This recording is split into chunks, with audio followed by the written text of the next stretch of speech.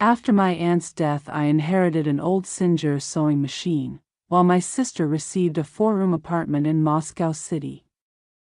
When my husband found out, he called me useless, said that not even my own aunt valued me and threw me out.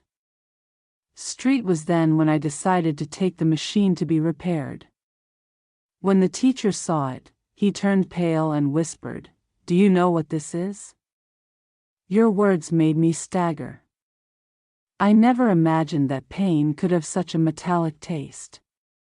Bitterly, I stood beside Aunt Vera's fresh grave with yellow chrysanthemums in my hands, thinking only about one thing: how to continue living without her. Aunt Vera was for me more than a mother. I lost her when I was 12 years old. I always ran to her with my problems. It was she who taught me how to sew, how to prepare borscht according to the recipe from the grandmother, and not to fear difficulties. To Aliona.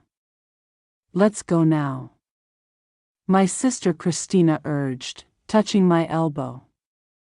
"People are waiting." I turned around. A small procession of my aunt's relatives and neighbors was heading to the exit of the northern cemetery. That day, October, in Borås was gray, damp and cold. A fine drizzle was falling and everyone was they hurried to take shelter from the weather. I nodded and threw one last. Looking at the tombstone, the photograph of Aunt Vera looked back at me with a slight smile, the same one with which she always welcomed me into her apartment. Revolution Avenue. The wake was discreet. Neighbors and acquaintances shared memories about the good person who had always been helpful, never offended anyone, and even his. In her last few days, Aunt Cleva, the neighbor in the apartment, devoted herself passionately to sewing. Next to her, she couldn't hold back her tears. She was a true craftswoman. She did everything with her own hands, her old sewing machine. With it she created such things beautiful. Christina frowned. She hated any mention of manual labor. She considered it a relic of the past, was always different, ambitious, dazzling, eager for a luxurious life, worked as a real estate agent, sold luxury properties, wore suits expensive, and looked at me with disdain for my simple clothes. Aunt Vera loved Aliona very much, Aunt Cleva said suddenly, looking at me with tenderness. She always asked about her. Her husband said she was a good girl, not like others. Christina became tense, but he didn't answer. He knew that Aunt Vera didn't have a special affection for him, although I fully understood why. Perhaps because Christina rarely visited her, only on important dates, and with an expression as cold as if he were doing a favor after the wake. Everyone went their own way on the way back. Igor, my husband, did not. He said one word. He just kept sneaking glances at me through the rearview mirror, visibly annoyed. Day, according to him, had been a waste of time. Tomorrow we go to the notary, he muttered with disdain upon reaching our modest building on the outskirts of Borås. He added, "Let's see what that old woman left behind." I nodded, even though something broke inside me. She spoke of Aunt Vera with a disdain that hurt, and that she was always kind to him, even when I confessed his angry outbursts to him. The next morning we met Christina at the notary's office on Karl Marx Street, a woman dressed in a suit. He greeted us soberly with a compassionate expression. "Please accept my most sincere condolences," he said as we sat down around a long table. "C. Gregor, an EBNA, was an exceptional woman," elaborated. His will was carefully reviewed and confirmed several times. Every detail made my heart race. So my aunt really thought in our case. When the notary was writing her will, she opened a thick folder and he began to read aloud, The Will of Vera Grigory Kobylenko, dated the May 15, 2023. Ludmila Petrovna recited the document in a monotonous voice while I was struggling to grasp every word. At first, he listed in detail all the possessions of my aunt: a spacious 4-bedroom apartment in the heart of the city, a country house in the village from Roman, a bank account, furniture, jewelry. To Kristina Alexieva Belova. 4-bedroom apartment located on Revolution Avenue, Building 32, 8th floor, with all the amenities that are inside. Except I felt Kristina sit up straight in her chair. Her eyes shone with excitement. The aunt's apartment was valued at more than 5 million rubles and had a direct view of the main square of the city stripes. Except the sewing machine, Cerner, and the contents of the desk, which I bequeathed to Aliona and Garebna Morisovova, I was left breathless. Just the sewing machine, that old machine on which my aunt worked until her last days. The bank deposit for a total of 800,000 rubles was also bequeathed to Kristina Alexeyevna Belova, the notary, as well as the country house in Roman and its land. Everything in my head began to spin. Kristina received the entire 5 million apartment, the country house, the money from the bank, and they lent me a simple old sewing machine. That's all, I asked with a broken voice. That's all regarding the main assets. The notary agreed. However, there is a small one annex. Turned the page and read, Aliona, I want to tell you something special, and not everything what shines is gold, and all that is dull is not lead. Take care of what you receive and remember my words with affection. Your Aunt Veramy. I felt dizzy, as if a lightning bolt had struck me. I didn't understand anything. Why? What had that done to me? If we were so close. I visited her every weekend, weekly. I helped her at home, listened to her stories. Kristina could barely contain herself. His joy feigned a solemn expression, but in his eyes danced flashes of joy. Don't be like that, Aliona. The machine consoled me with feigned compassion. It's pretty old, maybe it has value. And Gore didn't say anything, but I noticed how he looked. He tensed his jaw. That didn't bode well. We signed the papers. Kristina received the keys to the apartment and the cottage, as well as the bank deposit documents to me. The notary gave me only a small key. The machine is in the apartment. Ludmila Petrovna said, Can I come pick her up whenever you want? It was starting to drizzle outside. Kristina hurried towards his new property while Sigier and I walked in silence towards the car. I felt that a storm was brewing and broke as soon as we crossed the threshold of our small 2-bedroom apartment in the outskirts of the city. You are a complete idiot, shouted Igor without even let me take off my coat. Even your own aunt knew how to see who is worth something. 5 millions for your sister, and you are left with an old piece of junk. Igor, please don't scream. I begged on the verge of tears. I don't understand anything either.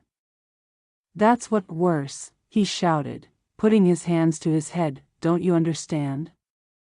I thought that at least we would inherit something from your aunt, and she left you an old piece of junk. I tried to defend myself. Maybe the machine has some value, maybe it's a collector's item, Igor. He let out a cruel old laugh. Please, that's just junk, Soviet. And meanwhile your beloved little sister takes an apartment in. Do you know how much it costs alone? That apartment, Igor said to me. I know. I replied in a low voice. You know it, but you don't know it. Do you understand? He replied, coming so close that I could see in his eyes a rage that froze my blood. Do you realize what it means that even your own aunt considered you a useless, insignificant person who can be giving a sewing machine as a gift? Like throwing a bone to a dog felt lump in my throat, but I rigorously restrained myself. In that state, any word could cause a disaster. 8 years married to, you continued walking through the room, 8 years putting up with your whiny character, your constant lament, your poverty. I thought that at least you would inherit something from your aunt. But she didn't leave you one sewing machine, a machine. Igor, please calm down. I tried, calm him down. We will find a solution. A solution. He stopped looking at me with disdain. I already found the solution. Do you know what it is? I don't want to carry on with you anymore. I'm tired of living with. I unsuccessfully went to the closet, took out my clothes and began to throw them on the bed. Pack your bags and leave, and take your precious little machine with you. Igor, you can kick me out. This is my home too, your home, he laughed bitterly. Who pays the mortgage? Who covers the services? I work while you, with your miserable accounting, barely bring in coins. It was true, Igor earned 3 times more than me and the property was in his name. I had no way to refute it. Hurry up before he changes his mind. He warned in an icy voice lest he end up throwing you out the force, together with your rags. I understood that arguing would be useless. When, Igor, he made a decision and nothing made him back down. His hands trembling, I started putting the essentials in a bag, some clothes, documents, some cosmetics. And don't forget your inheritance. He told me sarcastically, your invaluable sewing machine. An hour later, he was standing in a fine drizzle, holding a heavy bag of wine in one hand, travel in the other, the old sewing machine in its worn leather case. Christina didn't object to giving it to me. She even carried it to the car herself. Take it as soon as possible, she said. It takes up a lot of space and is of no use to me. Now I found myself alone in the middle of an empty street without knowing where to go. Christina's house is impossible there. They sent her husband, Sergei, and her teenage son to my friend Marina's house. It has a tiny department and I didn't want to impose myself. The machine was really heavy. It made my arm numb and I had to change the case from hand to hand every now and then. Even though it was cracked by the years, I remained firm. I called a taxi and asked to be taken to a budget hotel alone. He had money for a few days. The driver, while loading the machine into the trunk, commented with surprise, "What a thing. Heavier is an antique, I think so." I answered without conviction. They assigned me a small room on the 4th floor. There was no elevator, so I had to drag the machine up the stairs. When I finally arrived, my arms were shaking from sheer exhaustion. I placed the machine on the table by the window and I fell onto the bed. Only then did I understand what had happened in just one day. I had lost my husband, my home and everything that I had had until that moment. I considered my life. I only had a suitcase with the essentials and an old one-left sewing machine. The tears I had held back all day finally sprang forth. I cried with rage, helplessness, humiliation. Why did Aunt Vera do this to me? Why did she give everything to Christina and leave me with only a machine? And how could Igor be so cruel? 8 years of marriage really didn't mean nothing. Yes, we argued we were not the ideal couple, but I thought he loved me. It turned out that he only loved what I could offer him, and seeing that he wouldn't get anything, discarded as if it were a used object, the rain intensified. The drops pattered against the window. The room was cold, so I wrapped myself in the thin blanket from the hotel in front of me. The machine remained silent and imposing, enigmatic. Aunt Vera had cooked with her for more than 40 years, since she was married. Uncle Petya, I remembered how much I liked watching her as a child. Her hands, they moved confidently, guiding the fabric with skill, while the needle shone with each stitch. And from her work beautiful garments were born. Not everything that glitters. It is not gold, nor is everything opaque lead. I whispered the words of the will. What did he want? Tell me with that. Why did you choose precisely those words? I approached. I carefully removed the machine from the aged leather case and looked at it. I carefully observed the machine under the dim light of the desk lamp. Truly antique black, with delicate gold trim on the body. The name Singer, written in Latin letters, had a solid appearance and robust, like all objects made in other times, when things were made to last. I slid the hand because of its smooth surface. The metal was cold but pleasant to the touch. In some corner of my memory a memory stirred. Aunt Vera had always taken special care of that machine. Even when he bought a new electric car, he never got rid of the old one. She said that with it the knitted finishes were perfect. Alionushka. I remembered his words. This machine is not common, has lived a lot, knows many stories in. At the time I didn't give it importance. I thought it was simply the affection of an older woman for an old object. But now, under the dim light of the hotel lamp, I felt something different, as if she really kept a secret. The phone rang. It was Christina alone. How are you settled in? Yet her voice sounded worried. But there was something fake about it, that tone, for now in a hotel. I responded dryly, I understand. Hey, what do you think do with the machine? Don't you want to sell it? Does it take up space? Yet I don't know. I said, think about it, maybe you can get something out of it. There was a silence about money. Then he added, by the way, Igor called. He wanted to know where are you. I felt a shock. And what did you tell him? What was I going to tell him? No, he knew and he didn't seem that affected by your departure. If I'm honest with you, his words, they hurt me, even though they didn't surprise me. Leon, don't take it so personally. He continued, maybe this is for the better. Igor has been very irritable lately. For sure you will find someone who values you. Maybe, I answered.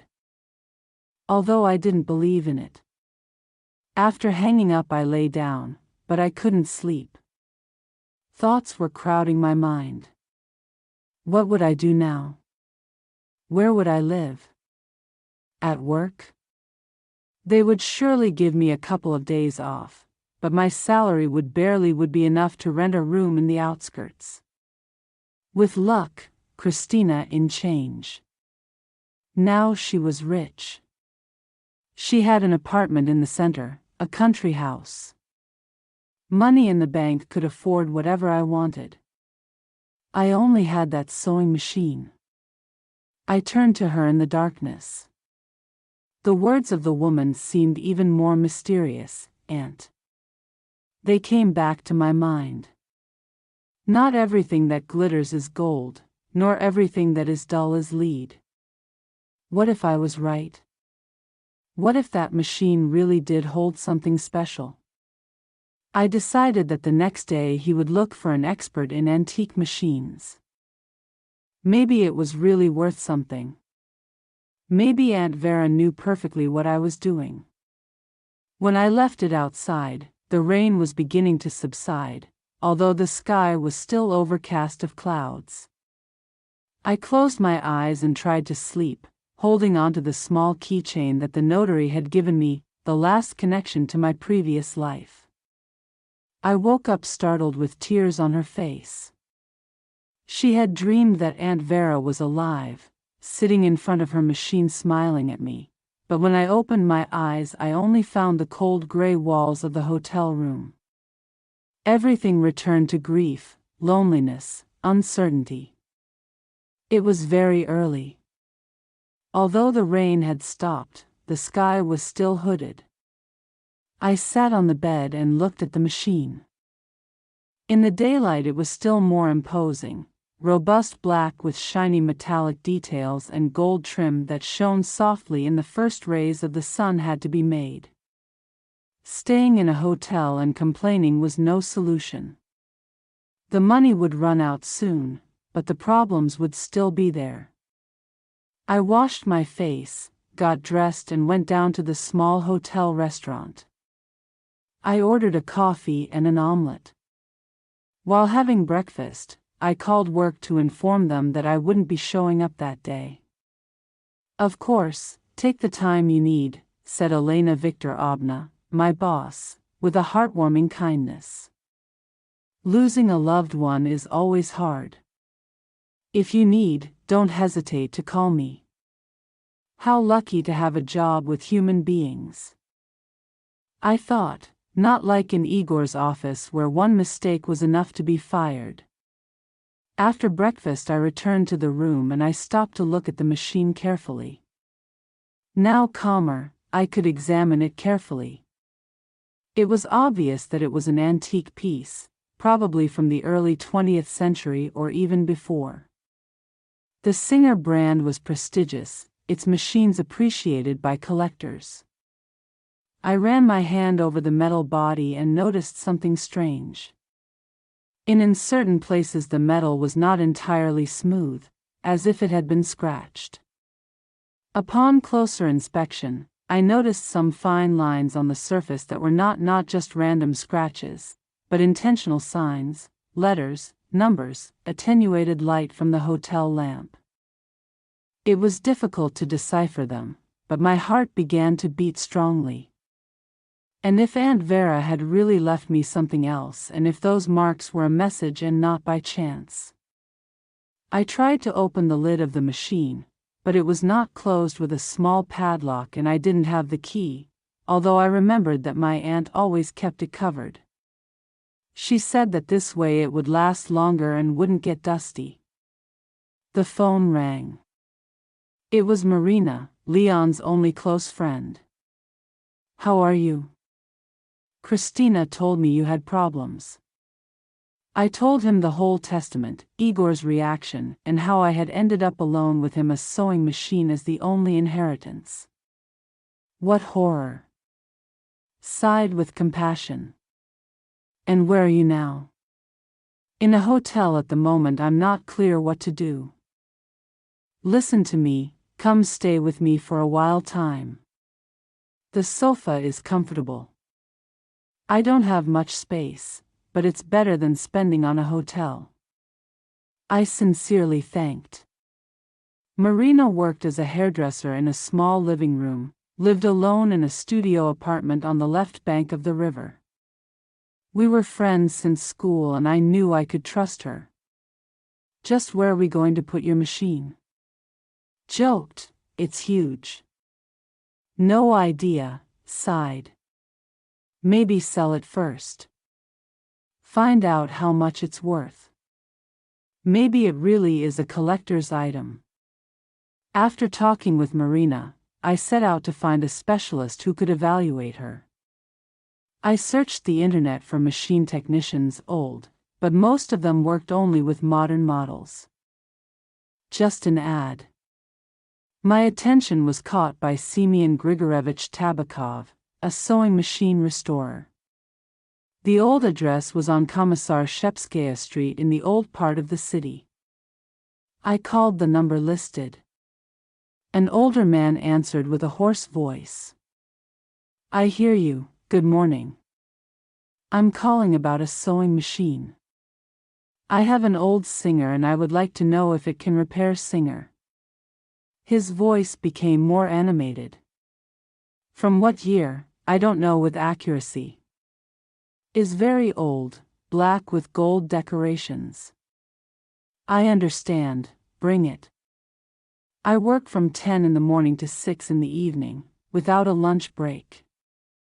I paid the bill at the hotel and took a taxi to Marina's house, the machine. I had to carry it myself. The taxi driver only helped me take it to the entrance of the building. Marina welcomed me at the door. He hugged me and made me sit at the table. You are very thin, he commented, shaking his head. You'll see how I get you back. Tell me everything from the beginning. I told him in detail everything that had happened in the last few days. After a while he exclaimed. After a while he became indignant. Igor is an idiot, he said at the end with contempt. I always knew that I didn't value you and your sister. Keeping the entire will is reason to behave like that. It was always like that, wasn't it that, since you were a child, you believed yourself superior to what you felt with resignation? Don't think about them anymore. The important thing now is, what are you going to do? I showed him the machine. He examined it with curiosity, turned the crank. It is a beauty, admitted, and very heavy. You can tell that it's old. What are those marks? I don't know. I want to take it to the teacher to have it checked. Do it capable that? It really is worth a lot. In that case, your aunt will be wiser what you thought. That night, Christina called me Leon. How are you? Where are you? I'm living at Marina's house for now, I understand. I wanted to talk to you. Can we see each other? Well, we are sisters and I have a proposal for you. I put Christina on guard. She never proposed anything without an ulterior motive. What kind of better proposal? I'll tell you in person tomorrow at 6 at the Europa Cafe in the Plekhanovskaya Street. I accepted, even though I sensed a trap. That night I dreamed strange things. I was sitting in front of the sewing machine working on something important, while Aunt Vera was next to me and said, Alenushka, don't hurry, do it everything carefully. This work is special. Much depends on it. Later, Igor appeared shouting that I was wasting my time, and the machine disappeared. I woke up with a weight on my chest out. Yovasnaba, the day promised to be. Grey Navy had already gone to work, left me a note. Breakfast is in the fridge. Your machine is in the corner. Doesn't bother anyone. See you. This afternoon, I said to myself as I finished the breakfast and preparing to visit the teacher. Once again, I had to carry alone with the machine being extraordinarily heavy. I took a bus to the street Commissarevskaya and from there I walked looking for the indicated address. The workshop Semyon Grigorevich's was located in the basement of an old house. I went down some steps that creaked with every step until I reached a door with a plaque that read, Restoration of Old Sewing Machines. I rang the doorbell.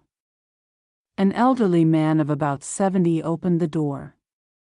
Years old, with a gray mustache and attentive and serene blue eyes, dressed an old man, brown sweater and a work apron. You called for a singer? He asked in a deep voice. Come in, please. The interior of the workshop looked like a museum.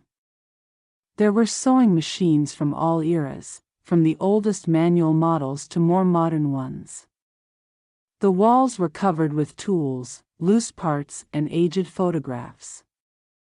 The air smelled mechanical oil and wood. "Put it here on this table," indicated Semyon Grigorevich, pointing to a large work surface in the center of the place. I carefully placed the machine on it, the table, and removed the case. The teacher approached, turned on a powerful lamp, and he began to examine it carefully, then took a magnifying glass and observed the details in detail, and murmured, "Interesting." "What's interesting?" I asked with concern. "Is a rare model, a 19th century Singer, probably from the 1880s. Look, these prints were only made in the deluxe editions." My heart skipped a beat. Did that mean that they were really was worth something? How much would one cost like that? I asked cautiously. "It depends on your bin if it's running. Maybe 50,000 or more." 50,000, for me that was a fortune. But before that he added, "We have to see what's inside. Do you have the key, don't you?" "Aunt didn't leave me any. It doesn't matter, I can try to open it carefully." Then he stopped and leaned back over the machine in silence. "Something happens. Do you know where your aunt got this machine?" "I haven't had it since I was a child. I always sewed with it." Grigorevich took the magnifying glass again and began to examine the marks I had noted at the hotel. "Are these letters?" I asked. "It seems that yes," he answered with the sign frowned.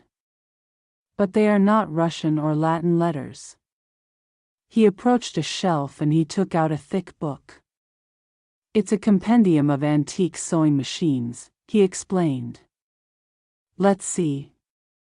He flipped pages comparing photos with my machine until he stopped at a section. He read it carefully. "Here it is," he murmured very interestingly. I approached. "What does he say?" "He's talking about a special series made to order for wealthy families. Each had a unique feature, a compartment hidden to store valuables. A secret compartment. Exactly during wars and revolutions, many women hid jewelry, money, or documents in these compartments, a way to protect your most precious belongings." I felt my temples throb hard. "And how do you open it?" "Probably with the help of these marks." He responded by pointing out the supposed letters are not accidental damage. "It is a code must be deciphered." We leaned back over the machine in the intense light of the lamp. The marks were. They were clearly distinguished. They were not recognizable letters, but neither were they simple lines formed a pattern. "And if they are instructions to open the compartment," I ventured. "Very possible, but it will take time to encrypt it."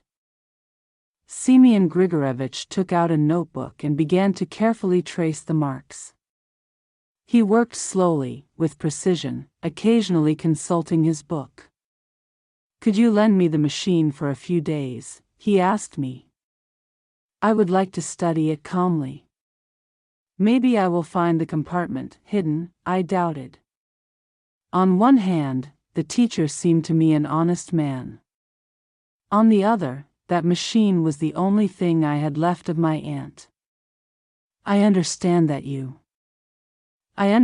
your doubts," said Semyon Grigorevich calmly. "But believe me, if there really is a hidden compartment, it is better to open it correctly. A clumsy attempt could damage the mechanism, and if not, there's nothing. I'll just clean and oil the machine and it will be as good as new." I gathered my courage and made the decision, "Okay, how much will it cost?"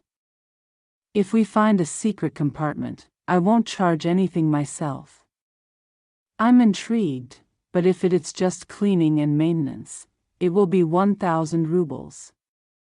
We agreed that I would come back in 3 days. He gave me a receipt and his phone number. If I find out anything, I'll call her right away, she promised me. I left the workshop with my heart light for the first time in many days. I felt a spark of hope. Maybe Aunt Vera really knew what she was doing. Maybe her old machine was hiding something valuable. There were a few hours left until the meeting with Christina, so I decided to walk through the city center to clear my mind. The rain had stopped, the sun was timidly rising and, for the first time in a long time, I felt a little bit of relief. At 6 p.m. I arrived at the agreed cafe. Christina was already there sitting by the window. She looked splendid.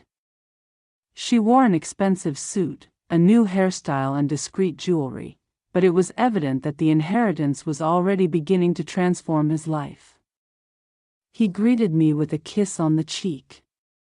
"How are you? Don't you look well?" "Thank you," I replied coldly. "What you wanted, alone?" "Don't be like that, I care about you." I asked for a coffee and a cake. Then, like if it were a casual matter, he said, "Look, I have a proposal. I thought that we could join forces." "What do you mean?" "Well, I inherited the house and the apartment, but there's a lot of work, reforms, paperwork, taxes, and you are unemployed. You have time. I thought that could you help me organize all that and I would pay you."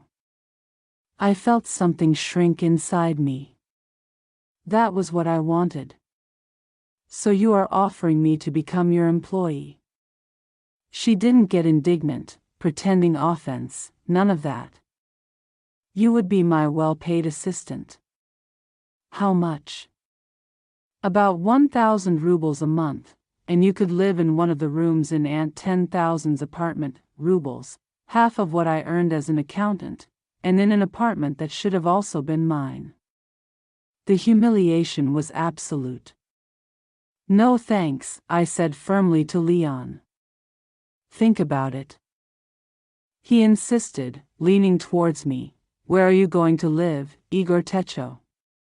Your job doesn't give you anything. At least you would have a roof over your head and some income."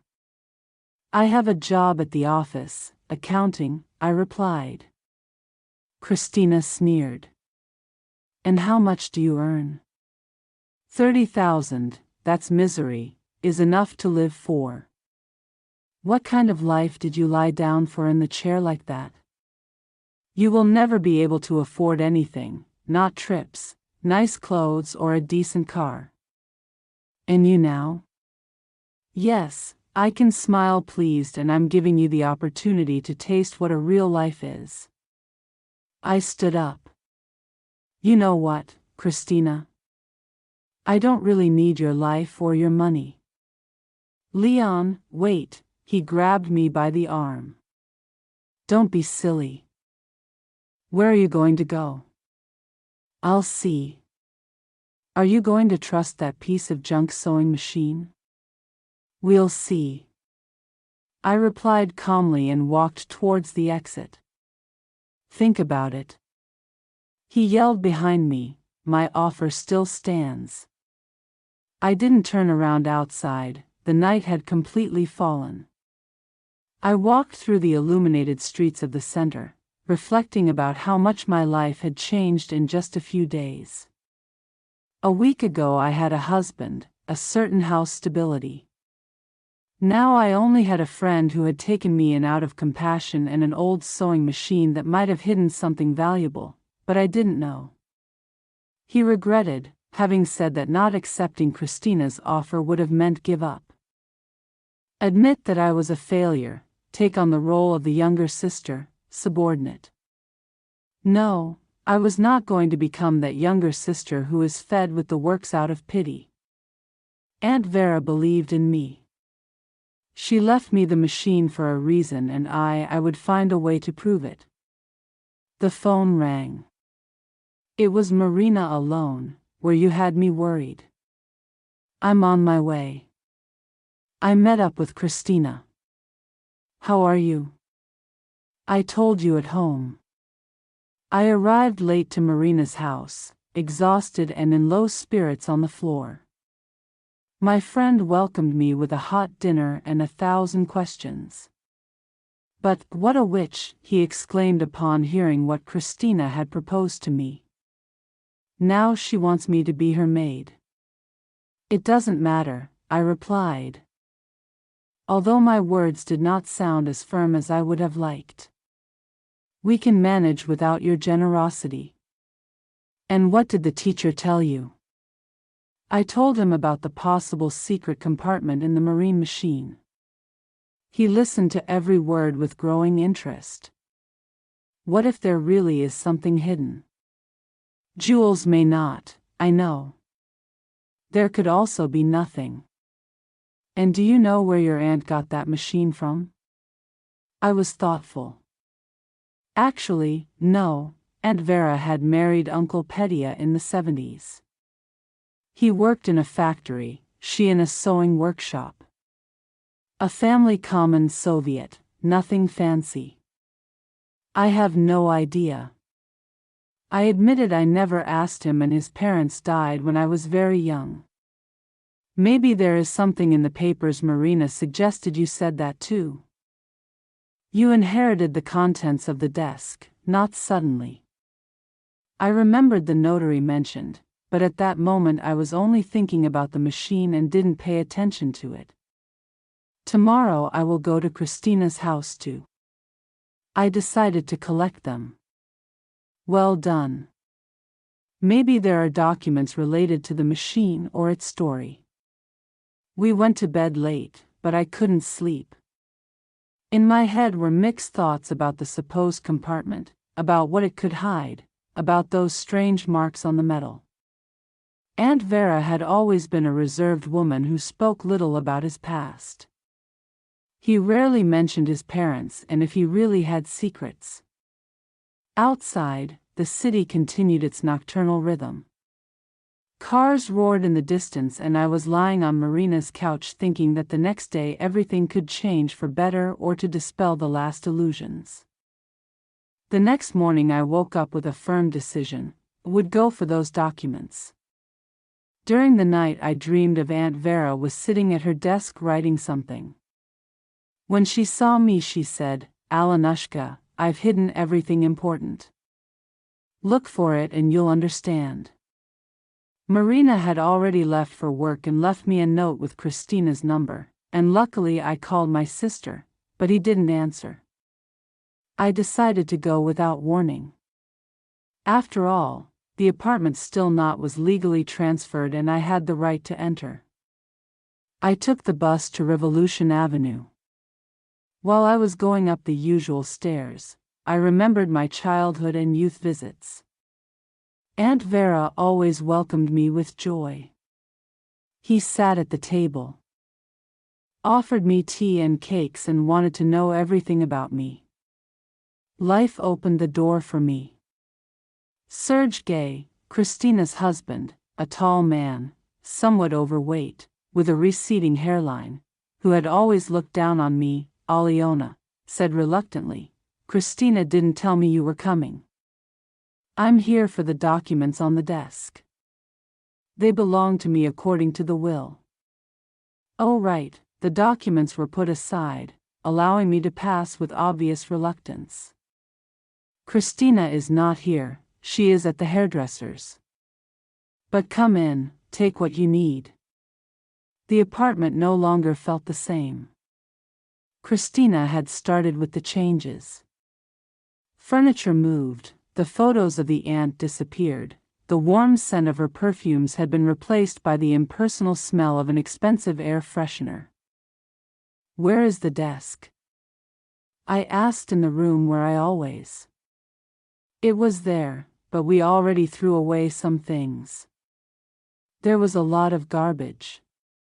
I felt a jolt in the chest and they had thrown something important. I went to the room. The old man, the oak desk was still next to the window in its place. I remembered how Aunt Vera spent hours there writing, reading. The top drawers were open and empty. And the contents? I asked. And the content? I asked Sergei, who remained on the threshold of the Christina door, put it in a box, said reluctantly, said it was just old papers, letters, receipts, nothing important. He pointed at a cardboard box placed on the windowsill. I approached and took a look there, yellowed papers. Old photographs, notes written in my aunt's handwriting. Can I take all this for free? Supposedly it's yours, according to the will. Just hurry up, I have things to do. I took the box and was about to leave when I noticed that one of the bottom drawers of the desk was locked, and this drawer, Christina, said she couldn't find the key. She thought about forcing the lock but decided to wait for you. Maybe the key is in that box. I gently shook the drawer. Something rattled inside. My heart was racing. Well, I'm leaving, so tell Christina. I was here once on the street. I couldn't contain my curiosity and began to rummage through the contents of the box. Among letters, old receipts, and photographs, I found a bunch of small keys, one of them. They seemed to fit perfectly in the closed drawer. However, I decided. I calmly examined everything at home during the bus ride and reviewed the photos. There were pictures of Aunt Vera in her youth, Uncle Petya at his wedding and a photograph that Aunt Vera had never seen before. Very young, no more than 18 years old, posed next to an elegantly dressed older lady. On the back, with my aunt's unmistakable handwriting, was written with Grandma Elizabeth, year 1971, Grandma Elizabeth, but my aunt always. He had said that his parents were simple people, the father a factory worker, mother, nurse. However, that woman in the photograph was wearing a necklace. Pearls, a fur cape, a refined hairstyle, radiated nobility. Already in the house of Marina spread out the entire contents of the box on the table. Most of the time, the documents were what Serge had said, common papers, utility bills, letters from acquaintances, lists of expenses. But among them, some unexpected things appeared. First, the birth certificate of Aunt Vera, born in 1937 in Borans, to her parents, Grigory Nikolaev Kovalenko and Maria Elizabeth Obna Kovalenko, nothing out of the ordinary. Then an old letter, written on yellowed paper in the shaky handwriting of an old woman. My dear Verochka, if you are reading this letter, it means that I am no longer with you. I won't tell you the truth about our family. We were not always simple people. Your great-grandmother, Elizabeth Romanovna, belonged to the noble Volksky family. When the revolution broke out, we lost everything, the estate, the money, the status. Many of our people fled abroad, but she stayed. She knew how to sew and she earned her living with that trade. She had a very special sewing machine, a gift from her parents on her wedding day. It hid everything valuable that had survived the collapse of our world before dying. That machine passed to you, Grandma, and from her to me, and now Verita, mine is yours. Take care of her in that machine. You live our history, our memory, and remember, not all that glitters is gold, nor everything opaque is lead with love. Your mother. I read the letter 3 times, unable to believe. What I had before me was the same Russian noble family. Then the machine sewing was really special. It contained more than just gears.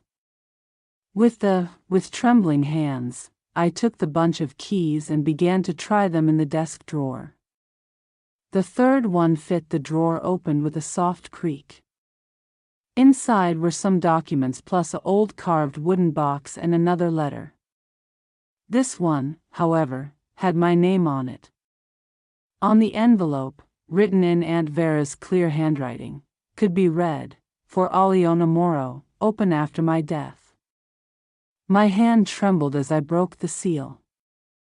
"My dear Alionushka, if you are reading this, it is because my time has come. Don't cry for me. I lived a long and, in many ways, happy life. I want to explain to you why I left you the sewing machine and not the apartment.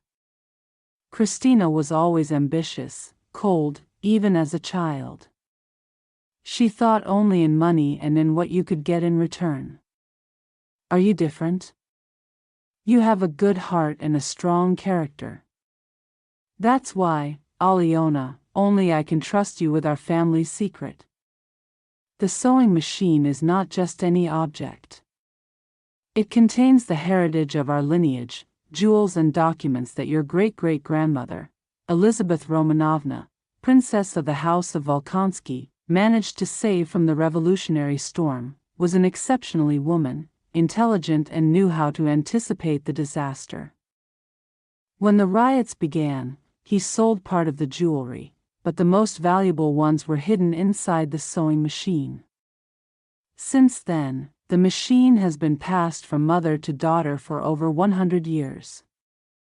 To open the hidden compartment, you must locate the symbols engraved on the casing are not simple scratches, but a code. Each sign indicates a specific movement. Look for an experienced teacher who can help you, but be careful, not everyone is trustworthy.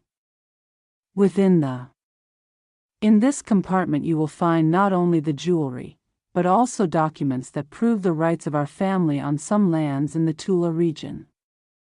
After the revolution, those lands were nationalized, but there are currently restitution processes underway. Perhaps you will be able to recover a part of the old Alionuska family heritage. You are much stronger than you think. Don't let anyone stop you. Despise. Remember that you carry in your blood the lineage of a noble lineage.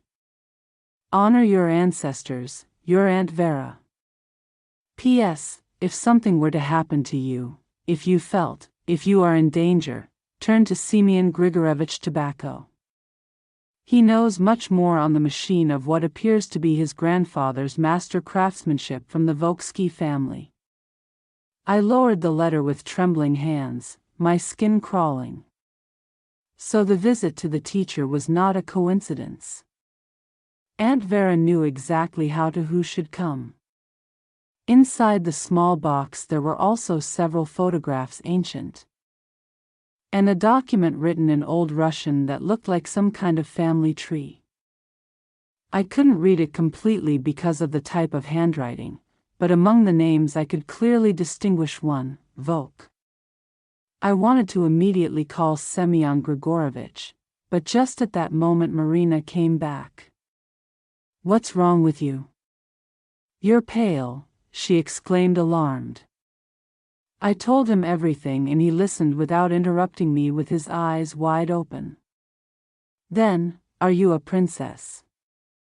"No, not a princess," I replied, sketching a smile.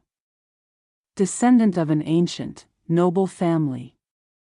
But the most important thing is that the machine did have a secret compartment. And how much all that could be worth I don't know, but if they are really jewels of the Volksky, princes must be very." Marina whistled. "And now what are you going to do? To go see the teacher? I'm sure he's already discovered something else." I called Semyon. Grigorevich immediately answered Aliona, and Gorebna was just about to call her. "She has to come as soon as possible. I have very good and very unexpected news." An hour later I was already there in his workshop. He received me with an enigmatic smile. "Sit down," he indicated, pointing the chair next to his work table. What I'm going to tell you may be shocking. My machine was on the table, but something had changed. The body was open and complexes looked internal mechanisms.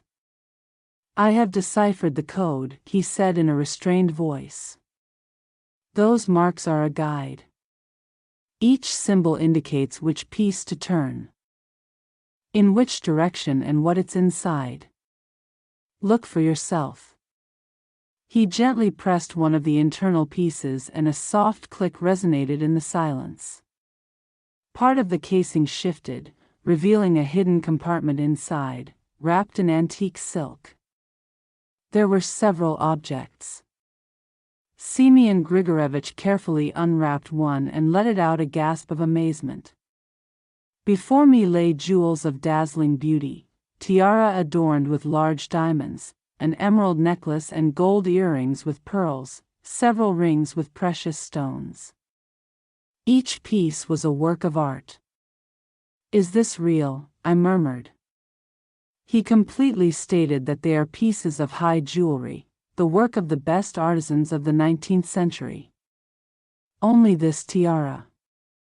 It is worth more than several apartments in the center of Moscow. Next to the jewelry was a leather folder by Semyon Grigorevich.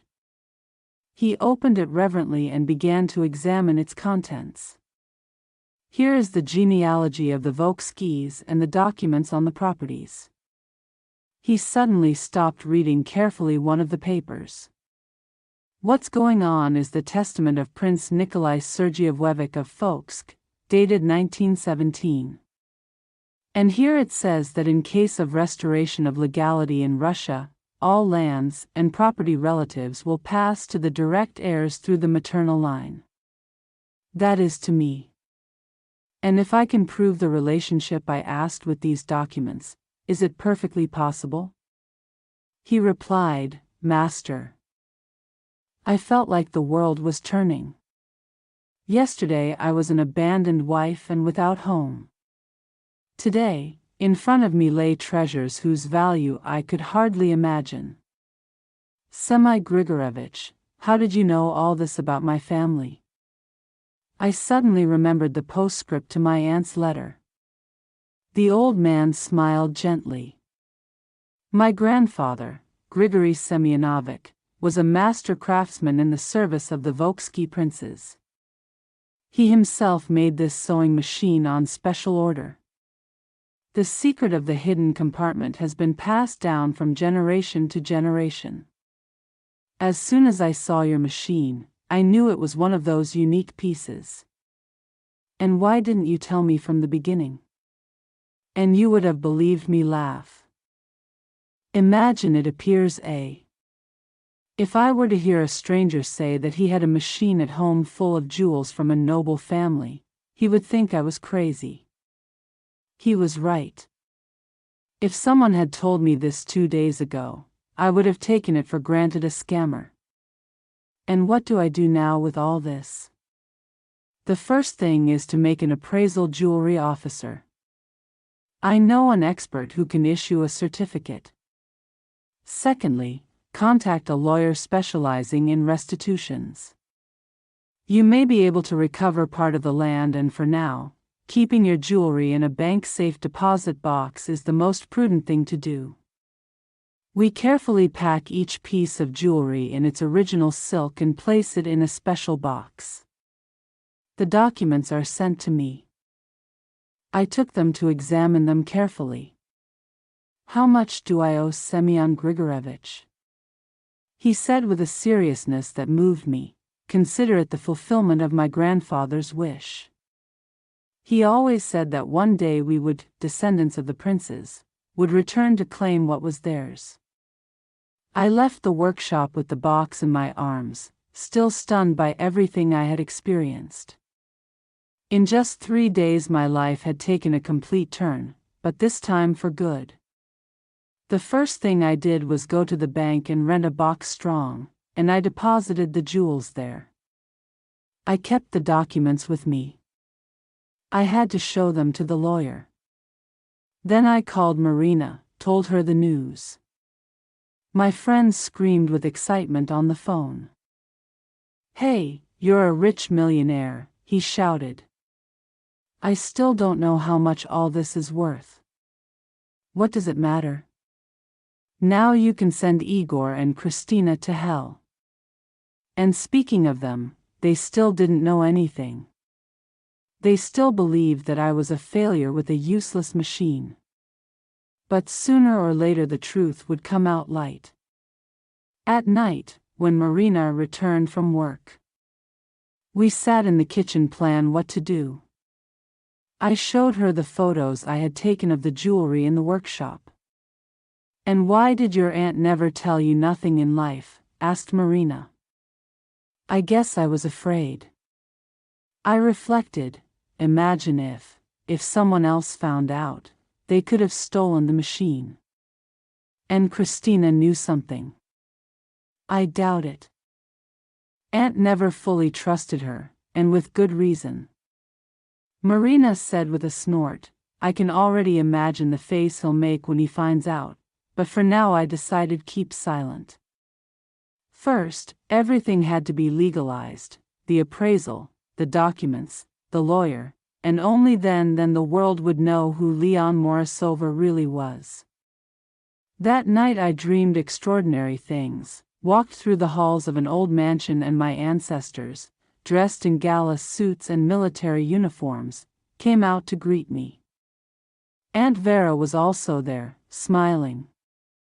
He told me, "Alionushka, you are worthy of our blood. Now you know who are you." I woke up at dawn feeling a new strength within me. Yes, he was a descendant of an ancient, noble family. He had in his veins the blood of the Volkonsky princes, and I would not allow anyone to humiliate me again. On the morning of the third day, after opening the compartment, I received a call from Semyon Grigorevich's appraisal expert, a friend of his. "Mikhail Alexeyevich," his nephew, said. The voice on the other end of the phone visibly altered. "Aliona and Gorebna can come now. I have the preliminary assessment of their jewelry. The result has exceeded all our expectations." I ran to your office on Kiroba Street with a racing heart.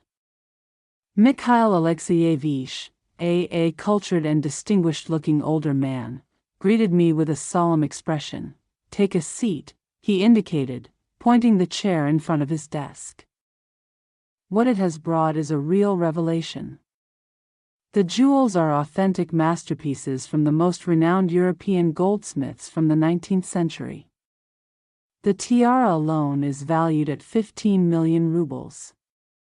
The total value of the collection is around 70 million, a figure that exceeded anything I had imagined. Are you absolutely sure it is more?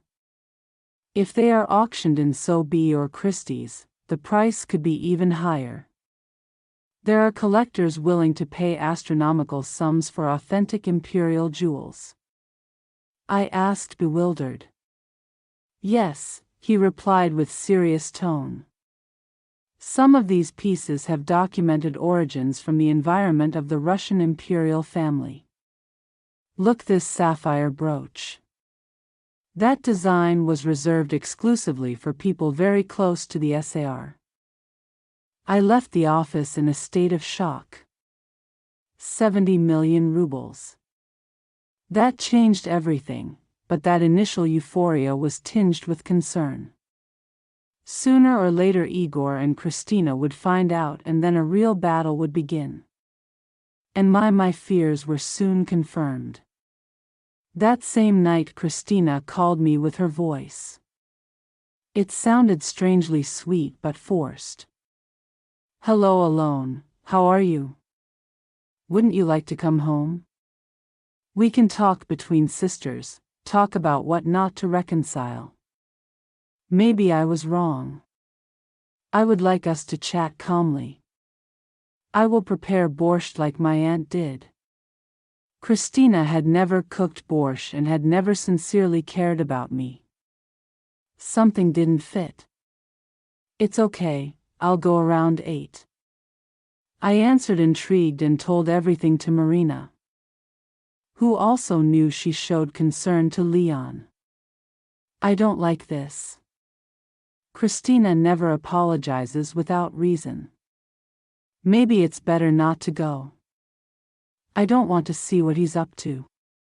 At 7:30 I arrived at the aunt's building on Revolution Avenue.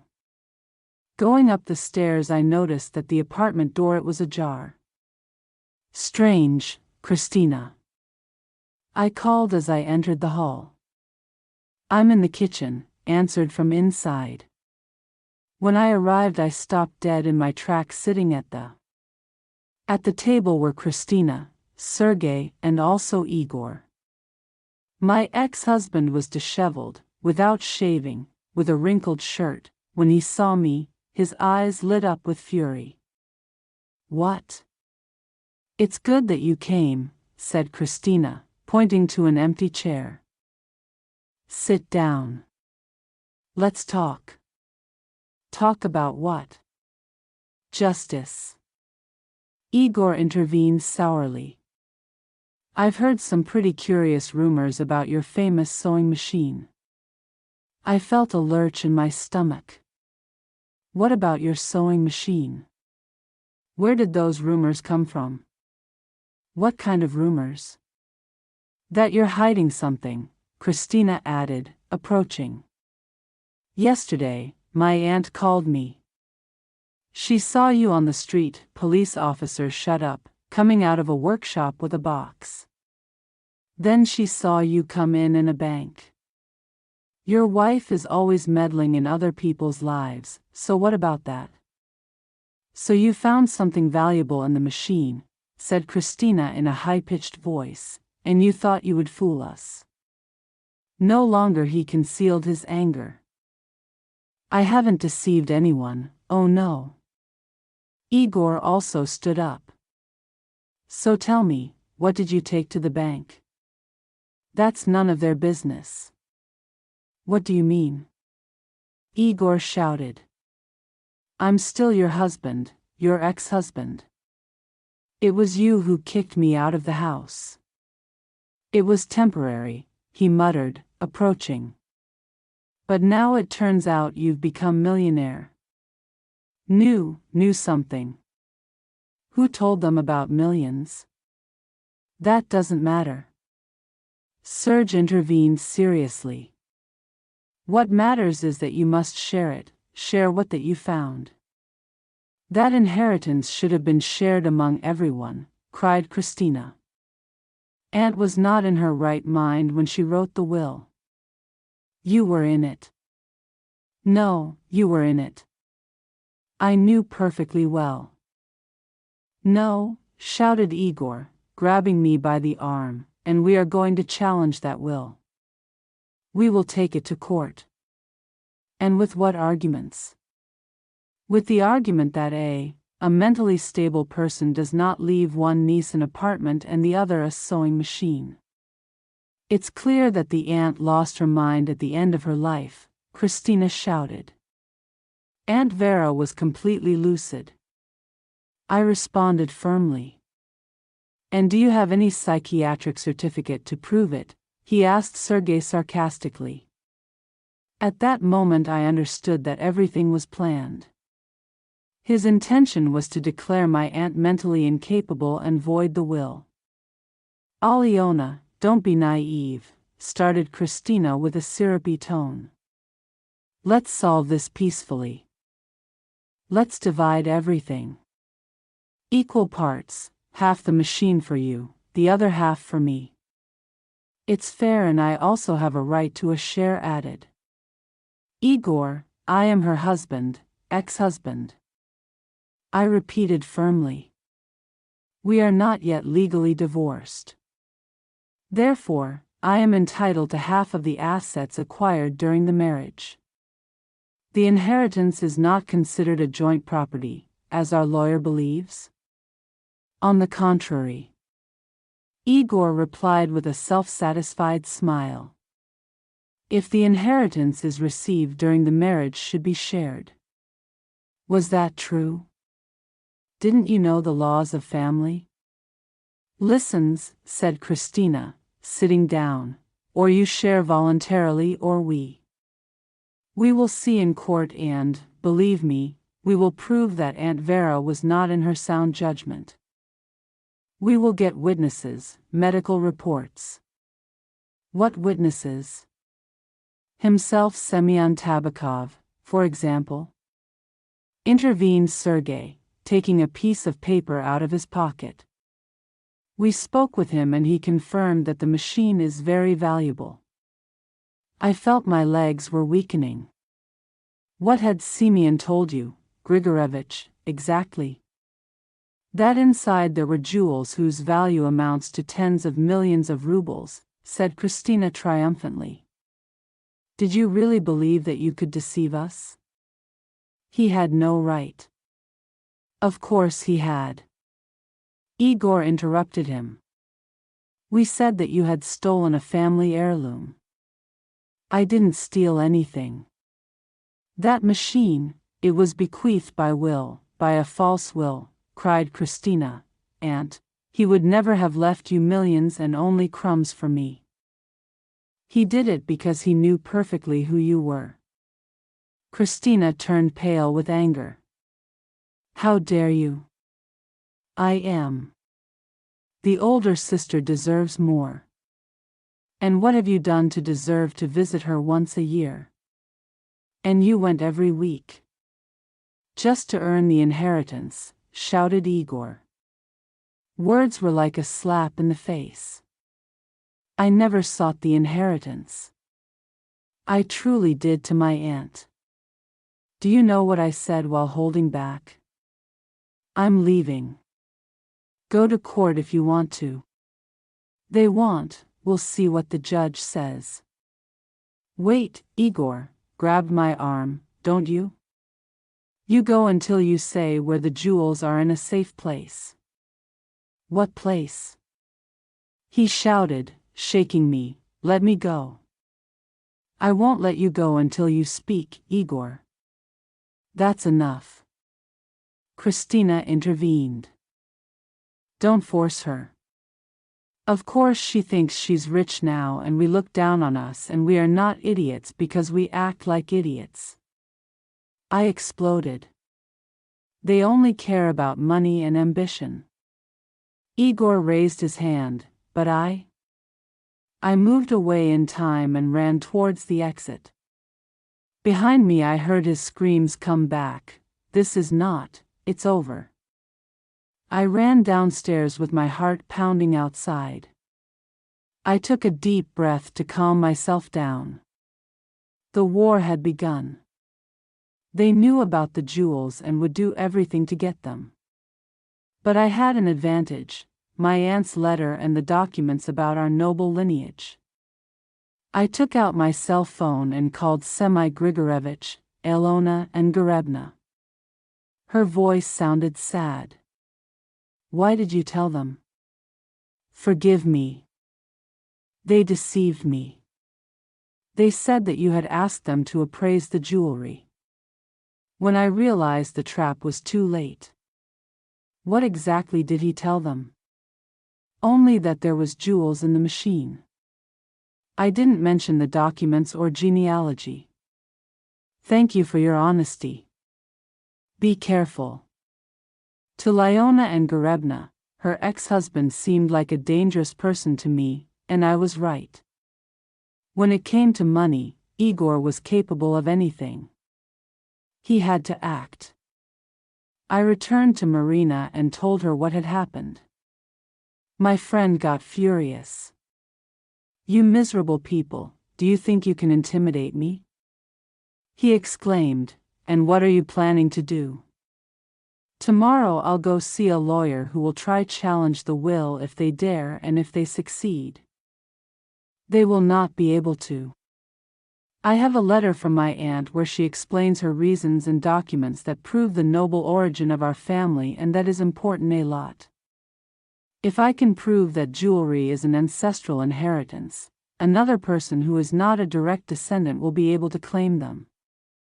The next morning I made an appointment with the best lawyer specialized in inheritances of Boronish, Vladimir Pavlovich Makarov, his office. It was in the center in a beautiful old building.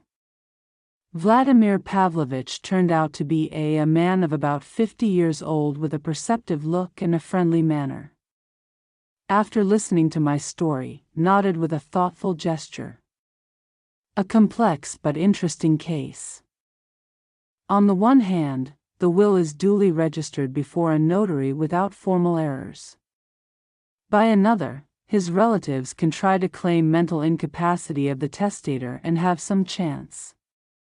I doubt they would need conclusive medical reports and testimonies that prove your erratic behavior, knowledge that such evidence exists.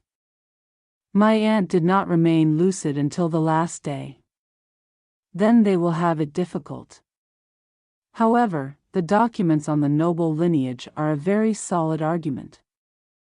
I showed him the letters from my aunt, genealogy, and the report of the excellent appraiser. Affirmed the lawyer. If these jewels actually belong to the Vogt family and you are a descendant directly, the others have no right over them and my ex-husband can claim something. Inheritances are not considered marital property, although you could argue that he invested in the conservation or improvement of those assets, but in his case it is unlikely. I felt a great relief then. They won't get anything. Most likely not. But maybe they try to pressure her to give in willingly, be alert and leave the office with renewed spirit. The law supported me, the documents were in order and the jewels were safe. No one tried prove otherwise. But I celebrated too soon. That night, Marina came home with disturbing news. Elena, 2 men came asking for you. They wanted to know where you work with. Who do you associate with what men? 2 subjects who said they worked for a private detective agency. Apparently Christina hired them to gather information for a trial.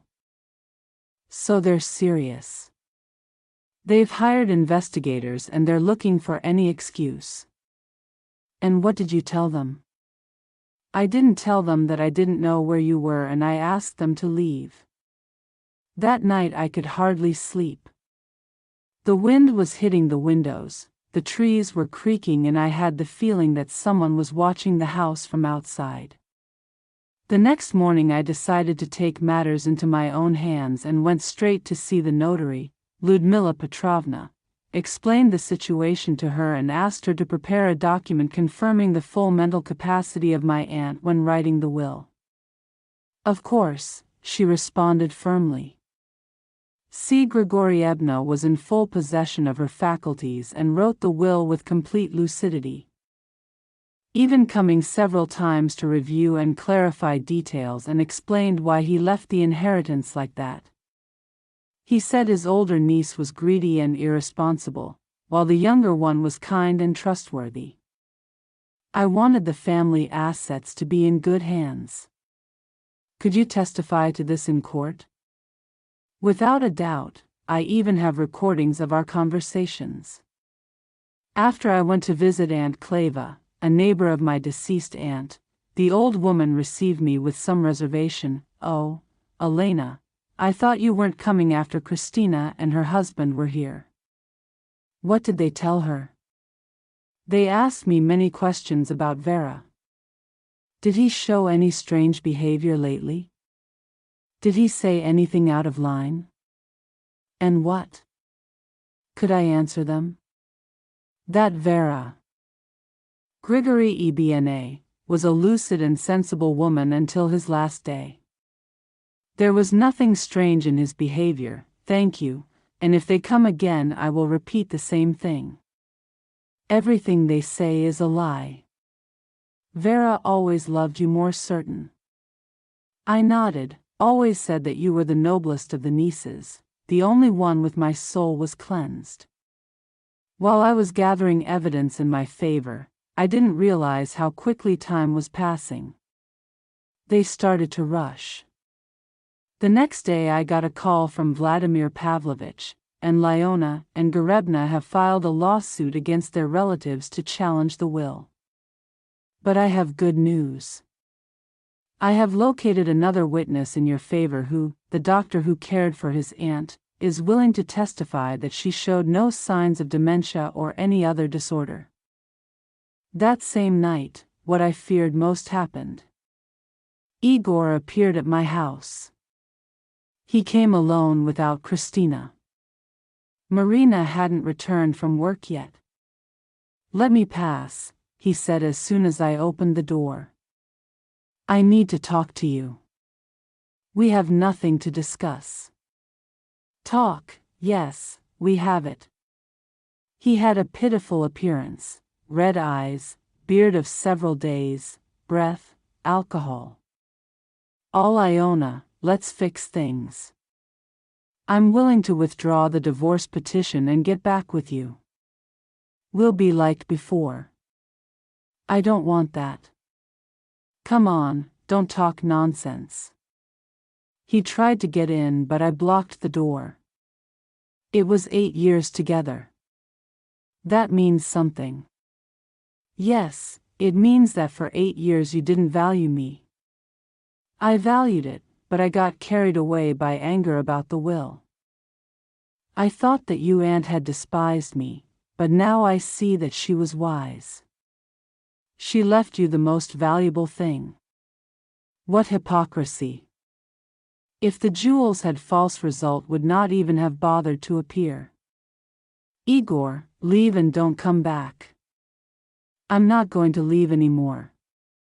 He leaned against the door frame. "I'm not going to leave until—" "Listen to me, Aliona. I love you. Don't make me laugh. It's the truth. I was an idiot, I admit it. Forgive me for a moment." His words sounded sincere, but I immediately remembered how he called me useless, how he threw my things into the street. "No, Igor, it's too late. It's never too late." Gave one step closer. His breath was unmistakable. "Aliona, can I change? Will I be the husband that you deserve until the next time you decide that I'm worthless?" "There will be no next time. I swear." He tried to hug me, but I stepped aside. "You're drunk. Come back when I'm sober." "I'm not drunk, I'm completely lucid." Aliona took my hands and said, "Marry me again. Let's have a second wedding. We're not legally divorced yet. Then at least come back with me to our home." "Igor, let me go." "I won't do it." Your pressure increased. "I won't let you go until you say yes." I tried to get away, but he held me with force. In his eyes appeared a disturbing gleam. "Do you know that, Aliona, already? Stop acting like you're a princess. Stop making yourself unattainable." "What are you implying? Money has changed you? Do you think you're better than everyone else? Arrogant, and a week ago you were nobody." "I'm still nobody, special like that." "Then why do you act like I'm not worthy of?" "You tried." I dragged myself into the apartment, but I resisted. There was no sound in the building. Everyone was at work. "You're making everything worse, Igor. Let me go and I won't file a complaint." "A complaint?" He laughed bitterly. "Why did you want to talk to my wife under duress?" "Duress? If I love you, this isn't love, it's greed." Suddenly let go of me and stepped back. "Greed, I'm willing to share it all with you." "You can keep the jewels," exclaimed Christina. "But give me the half." There was his true face. It wasn't love, it was pure calculation. "No, Igor, no, I'm going to give you anything. If you give it to me." Take a step forward, because I'm your husband and I have the right. You have no right. Of course I have it and I will prove it in court. Try it. Igor breathed agitatedly, looking at me with a mixture of hatred and frustration. At that moment, footsteps echoed on the stairs. It was Marina returning. Are you home?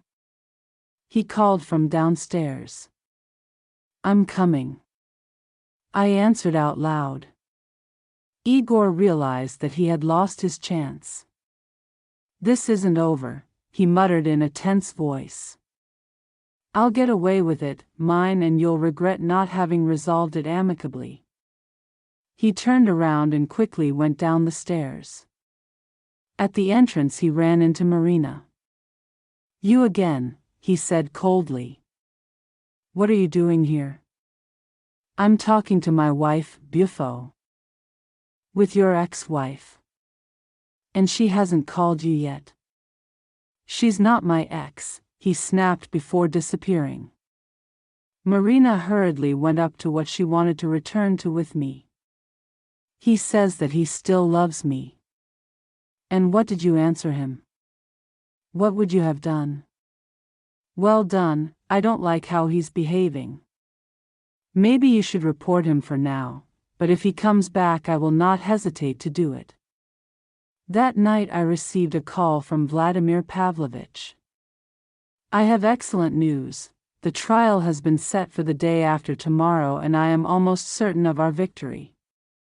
Relatives failed to provide solid evidence of your aunt's alleged mental incapacity, but we have testimonies from the notary, the doctor, and several neighbors and about me ex-husband. His claim on the division of assets will be dealt with separately, but he has little chance of success then soon. Everything will be resolved. Only remained waiting for the hearing and putting an end to this story. The morning of the trial, I woke up with the certainty that that day would change my life. The November sun shone brightly, the first in weeks. Until the weather seemed to be on my side. Marina made me breakfast and walked me to the door. Forse Lianka, the truth is with you. The court on Sursinsky Street was imposing at the entrance. My lawyer, Vladimir Pavlovich, was waiting for me. Good mood, good morning, ready to win, winked at me.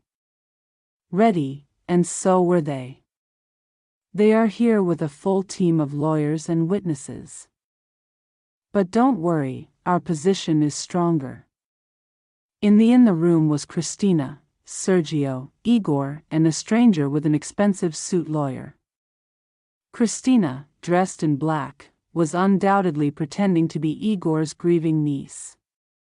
Shaved and groomed, he looked at me with a mixture of anger and melancholy. The clerk announced, "The judge is coming in," a woman in her 50s with a face, stern but fair. He sat on the bench, adjusted his glasses and declared the opening case brought by Kristina Alexeyevna Belova and Igor Valentinovich Morozov for challenge the will of Vera Gregor and Evna Kobalenko. The plaintiffs claim that the testatrix was not in full possession of her faculties at the time of drafting the will. The first in to speak was Roman Viktorovich, Smirnov, Kristina and Igor's lawyer from alto to firm manners and a trained voice. Your Honor began. My clients. They claim that the deceased Vera Grigory Evna Kobalenko suffered from anal dementia, which prevented him from understanding the scope of his actions when writing the will. As test, we present the unequal distribution of assets to a niece is given an apartment valued at 5 million rubles and the other an old sewing machine. The judge, he, also took note. The lawyer continued, the defendant hides the true value. According to our sources, jewelry worth a total of 1,000 pesos was found inside the machine, about 70 million rubles. In the room a murmur was heard, 70 million. The figure. This impressed Smirnov, who concluded that the testator was either not understood what he was bequeathing or acted under the influence of the defendant who, through deception, discovered the existence of the jewels. It was Vladimir Pavlovich's turn. My lawyer stood up calmly, without hurry. "Your Honor," said with firm voice, "allow me to present to the court a series of documents that completely refute the plaintiff's allegations." Gave the judge a folder with documentation. First of all, the testimony of the notary, Lyudmila Petrovna Kuzmina, who drafted personally the will in his report, clearly indicates that Vera Gregor and Evna was in full use of her mental faculties. The judge examined the documents carefully. Secondly, a certificate from America treating therapist, Elena Vladimir Ogneso Koloba, who confirms the absence of any psychiatric disorder or sign of dementia in the testator. I could see how Christina's face, it was clearly out of place. They did not expect such a well-prepared defense. In the third place, continued, he included a letter from Vera Grigori Ebna herself. The opposing lawyer objected, saying that this has no direct relation to health mental. On the contrary, has all the relevance? Replied Vladimir Pavlovich. Judge intervened. It is an interesting argument. Continue. The opposing lawyer seemed bewildered. Your Honor, the mere fact of an unequal distribution of assets is not enough. The judge interrupted him. The testator has the right to dispose of his assets as he sees fit. Will you present any medical report or witnesses of unusual behaviors? Yes, we are prepared to present witnesses. The first witness for the plaintiff was a woman he did not know. She introduced herself as a neighbor and stated that in recent months she had seen Grigorievna. She behaved strangely, talked to herself and forgot to turn off the gas. However, during cross-examination it was revealed that this woman lived in a neighboring building and I had barely had any contact with my aunt other than the episodes she mentioned had supposedly occurred 2 years ago when my aunt had the flu. The next witness was Simeon Grigorevich. I was surprised he had promised me. The teacher seemed uncomfortable when Smirnov began to question him. Tell me, Mr. Tabakov, when the defendant came to you, did you find it suspicious that I didn't know the value of the sewing machine? Did it seem so to me? Replied Semyon sincerely, and it could not be an act to hide his true knowledge. I don't know. He gave me the impression that she really didn't know anything. But if the testatrix was in full use of reason, she wouldn't have explained to his niece the value of the object. Semyon remained silent for a few seconds and then he said, maybe he did explain it to her, but in his own way. What does it mean to see Gregory? Ebna was a very wise woman. Perhaps she wanted Aliona to discover it for herself. Traveled that road alone was a kind of test. Objection, shouted Smirnov. The witness is doing assumptions. Objection accepted, Judge Tabakov agreed. Limit yourself to the facts.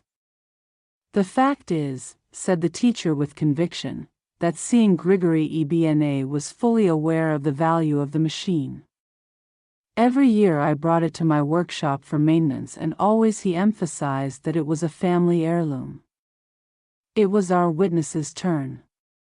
First was the notary, Lyudmila Petrovna, to see Grigory Ebna, who visited me 3 times. He recounted on each occasion that he discussed with serenity and clarity the details of the testament. I never observed signs of mental deterioration and he confided in me the reasons for his decision. What did he say to you exactly? Asked Vladimir Pavlovich. That his eldest niece only thought about him money and would not know how to preserve the family memory, while the minor was good, irresponsible. That is why he decided to trust her. Christina's ancestral legacy paled upon hearing these words. The following, the witness was the aunt. The neighbor who was a witness in the case testified firmly. Rara was a completely healthy woman, she said with intelligent, sensible conviction. Until the last day, she went out to the market alone, she cooked, she showed no signs of dementia. And how did she get along with his nieces? The lawyer asked, differently to Aliona. He loved her very much.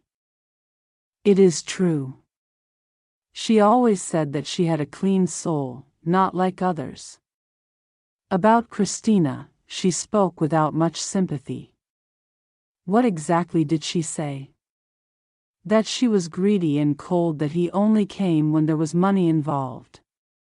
I saw Christina clench her fists in rage. The last witness was Dr. Elena. Vladimir Ibnazikaloba, the doctor of the elderly aunt with white coat, spoke with a firm and convincing voice. I attended to see Gregory Ebna during the last 5 years. He did not present any mental disorder or signs of dementia. On the contrary, had a clear mind and an excellent memory for her age. After the statements, the judge ordered a recess in the hallway. Christina approached me and Aliona murmured, "Why don't we work it out between us? Half for you, half for me?" Justice has already been dictated by Aunt Vera. Come on, it's 70 million. Does it cost you? Sharing so much with your own sister is not difficult for me. I responded calmly. But it is not your responsibility. Of course, Christina jumped in. I am the oldest. I have more right to the jewels of our ancestors. If you didn't even know that, we come from a noble family. All that nonsense is fabrication. The documents don't say it. Igor Aliona joined us. This is my last offer, he said in a threatening tone. You share voluntarily or we will find other methods. What methods will make you regret?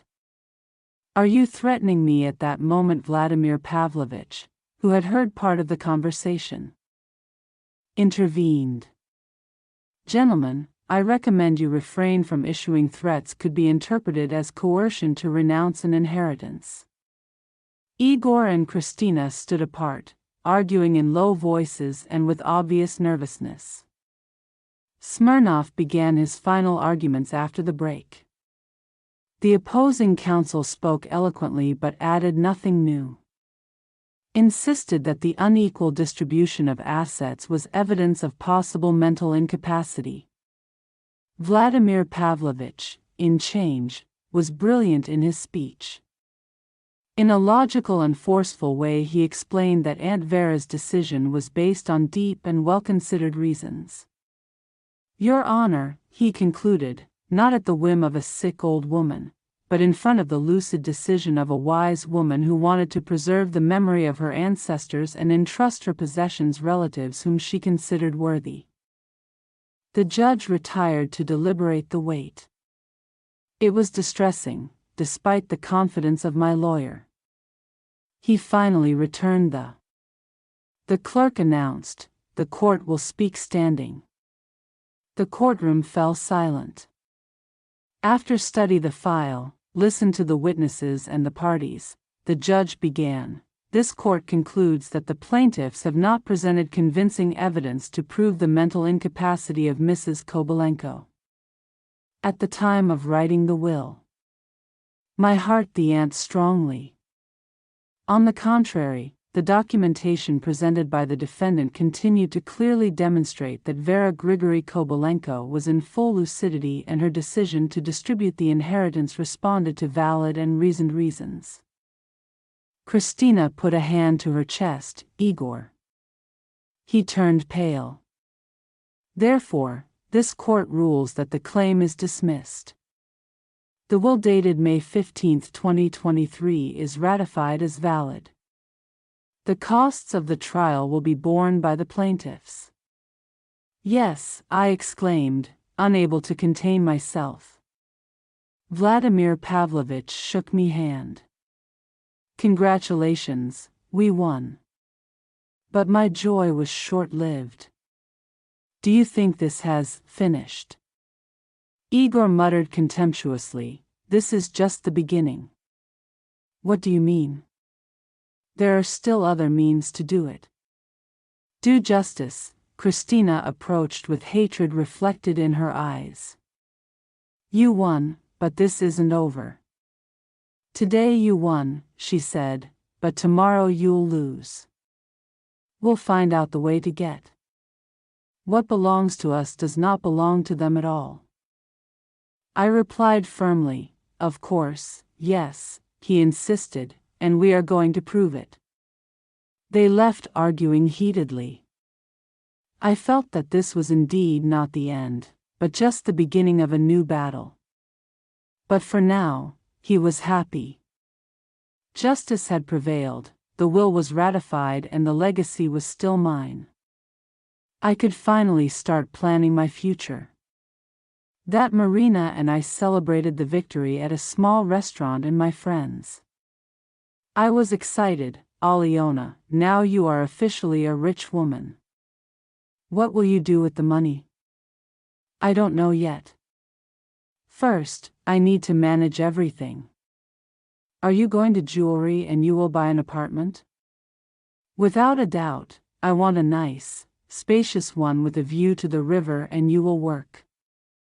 Yes, but for myself, I want to start my own business, perhaps an accounting firm. We spend hours dreaming building plans until late at night. The future is. It was bright and cloudless, but the next morning an unpleasant surprise awaited me at the door of the apartment. There was an envelope with no sender, inside, a photograph of me leaving the bank with a box in his hands, accompanied by a note. We know where you hide the jewelry. If you don't share it, you will regret it. I immediately called Vladimir Pavlovich. This is already bordering on criminal. He said after listening to me, you have to report it to the police, and if they really do something, the jewels are in the bank and are safe. But you might want to take care of yourself. It was prudent for you to be away for a while. I decided to follow his advice. I took a break from work and went to Tambov. I went to a distant relative's house and spent a week there waiting for the waters to subside, calm down. When I returned I learned that Igor and Christina had filed an appeal, but the Court of Appeals confirmed the original ruling. And then they tried to sue me for the distribution of assets conjugal, but also failed. The inheritance is not considered marital property. A month after the trial I sold some of the jewelry, those with less historical value, and I got 20 million rubles, enough to completely transform my life. First I bought a 3-bedroom apartment in a new building with a view of the Boron's reservoir. Then I opened my own home accounting firm and rented an office in downtown Marina. It was my biggest support, became my assistant even though I knew nothing about accounting, but he knew how to deal with customers like no one else. Do you remember a month ago when you were on my couch not knowing what to do? He told me one night, and look at you, now you have your own company house car. Yes, too, I bought a small but new car and learned to drive before I got married, but Igor had never used his license. He always drove the most valuable jewels, the tiara, and I kept the emerald necklace. They were not just ornaments, they were the link with my ancestors, with the history of my lineage. The question of the lands in the Tula region was still pending. Restitution is a slow process, but the lawyers were optimistic, also me. I enrolled in a floristry course. I had always liked flowers and finally I could afford that luxury. It was there, between roses and chrysanthemums, where I met Andrei. Andrei Viktorovich Velasov, 36 years old, recently divorced civil engineer with an 8-year-old daughter living with his mother. A quiet, cultured man with a kind look and an unusual smile. We met in a class flower arrangement. He attended because he wanted to learn how to make beautiful gifts for his daughter. Because I dreamed of decorating my new home. "You have very good hands, delicate," he told me as he watched me handle the flowers. "It's clear that you do this with love and you have a..."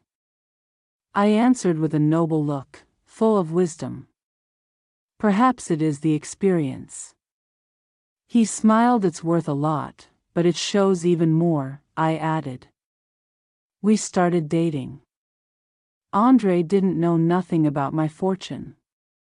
I presented myself as the owner of a small accounting firm, wanted him to want me. He loved me, not my money. And that's how he loved me. And I loved him for his serenity, his reliability, for that feeling of security that surrounded me at his side, something that I never experienced with Igor. He, true, tried to contact me on several occasions, called messages even me. He waited near the office, but I stood firm. The past had no place in my new life. Christina did not cease in her attempts either. She hired a detective private who inquired about my company, my apartment, my car, finally came personally to my office. "Aliona, why don't we come to an agreement?" Begged not. It can be so cruel. We are sisters. Sisters do not insult each other or try to dispossess each other through a court was hurt. I thought that the aunt had pushed me aside, and now she. You understand, yes, I understand that it was fair, but could you share at least a? I'm not your sister, Christina. You made your decision that day in the cafeteria. When you offered me to be your maid to Aliona. I didn't know if you knew. Did you know that she was your sister, who had nowhere to go, who needed support, and you decided to take advantage of that, Christina? He left with tears in his eyes. I felt sorry for him, yes, but not enough to deliver the legacy of our ancestors. 6 months had passed since. When I found out about jewelry, my life had changed completely. I had a business successful, a beautiful apartment, a man who loved me, but, most of all important, I had found myself again. I understood my value. One night, reviewing papers in my office, I thought about Aunt Vera, how wise she was to leave me not just some jewelry, but a test that helped me discover my strength and dignity. On the table, next to a photo framed in hers, was the small sewing needle I found in the machine. A simple object, but for me it symbolized everything I've experienced. Thanks to Aunt Vera, I whispered. You taught me to be strong. Outside, in the sun, the white clouds floated over the Bornish Reservoir, tinged with gold in the distance. Life was beautiful and I finally felt truly happy. The phone rang. It was Andrei. Hello, beautiful, how are you? Great, and are you the same? Hey, do you want to have dinner with me? I know a lovely place. Of course, I'd love to pick you up in an hour. I've put the documents in the safe. I turned off the computer and prepared to welcome a new day in my new life. A life where I knew my worth and didn't allow anyone to humiliate me. That night, sitting in a cozy restaurant in front of Andrei, I understood that Aunt Vera was right.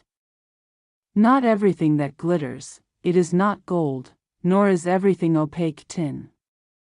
The true value is in love, in the dignity and fidelity to oneself, and that was already mine. Another month of life passed. Calm down. Aliona and Gorebna, said a voice on the phone, the doctor on duty, speaking from the Burdenko hospital. Her sister, Kristina Alexievna Belalova, has been admitted in serious condition. She asked that we found her. My heart sank, no matter what had happened. She was still my sister. What happened to her? Traffic accident? Multiple fractures with brain concussion is under treatment. I left everything and ran to the hospital. Sergei was waiting for me at the entrance, husband visibly upset. Thank God you came. The doctors say that his condition is critical. How did it happen? He was coming from work. The road was slippery, lost control and crashed into the barrier. Luckily there was no more cars. We spent the night awake in the hospital corridor. At dawn the doctor gave us good news. Kristina had regained consciousness and her life, she was no longer in danger. Can I see her for a few minutes? Yes, but she is very weak. I went in. Kristina looked at me with glassy eyes. You came, of course you're my sister. I thought you hated me. I don't hate you, you just hurt me. She tried to sit up but the pain overcame her. I'm so ashamed. I was a fool. I'm sorry for everything. Let's not talk about it now. Get your strength back. I don't need to say it.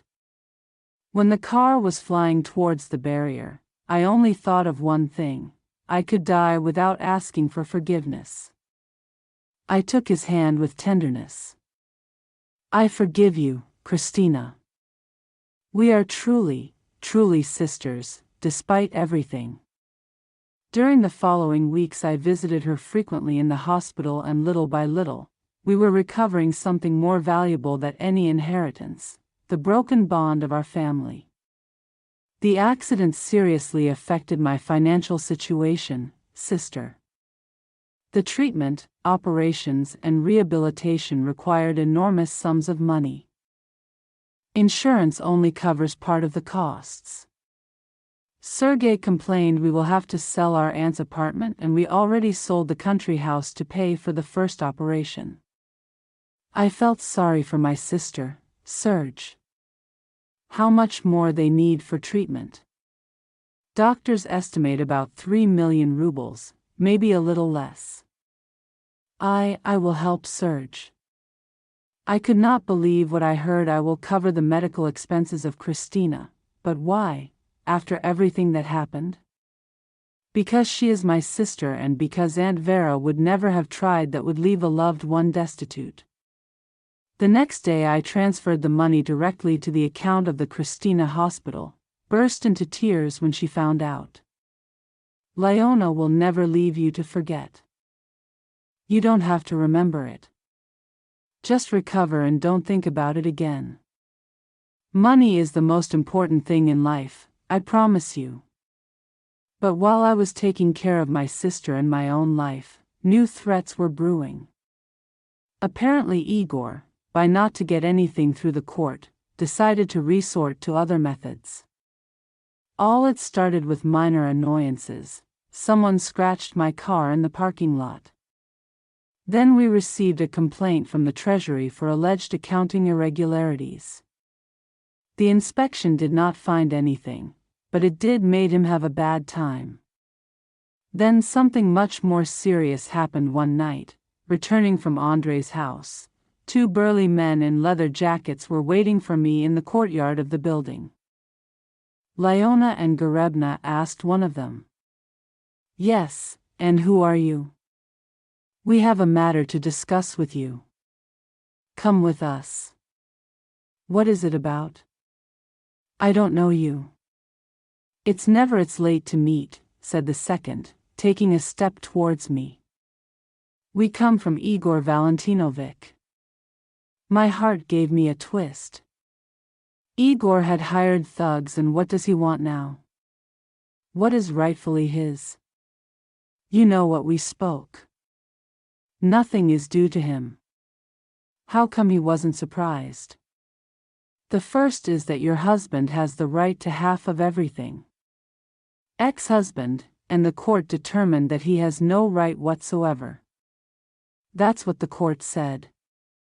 The second laughed. But life to sometimes other rules dictate. What do they insinuate? That a pretty woman should think about it twice before refusing. The threats were evident. I tried to move towards him portal, but they blocked my way. Where does it go? We haven't finished yet. I don't have nothing to discuss with you. Of course, Igor is willing to reach an agreement, 10 million, and that's it. Claims, no, don't rush to respond. Think carefully about it. Health is worth it more than the money. I lied to get away with it. I'll think about it. I like it. It's been 3 days, then we will return. They walked away and I was left trembling with fear and rage. Igor had crossed all the limits. I called Andre immediately. What happened? He asked worriedly upon hearing my voice. Some guys came to threaten me. What guys? What did they say? I told them everything. Andre listened in silence and then said firmly, tomorrow we're going to the police and tonight you stay with me, and if they're going after you, let them try too. We'll see who scares whom. Andre was not as calm as he appeared. He had practiced boxing in his youth and still kept in shape. Most importantly, he protected me sincerely. The next day we went to the police station.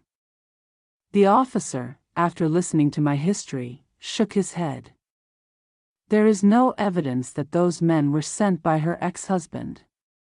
They didn't say anything explicitly that they intended to harm him. The insinuations were quite clear. The insinuations do not constitute crime. If there are direct threats or aggressions, then we will intervene. It was obvious that he didn't want to get involved, so I had to find other ways to resolve the situation.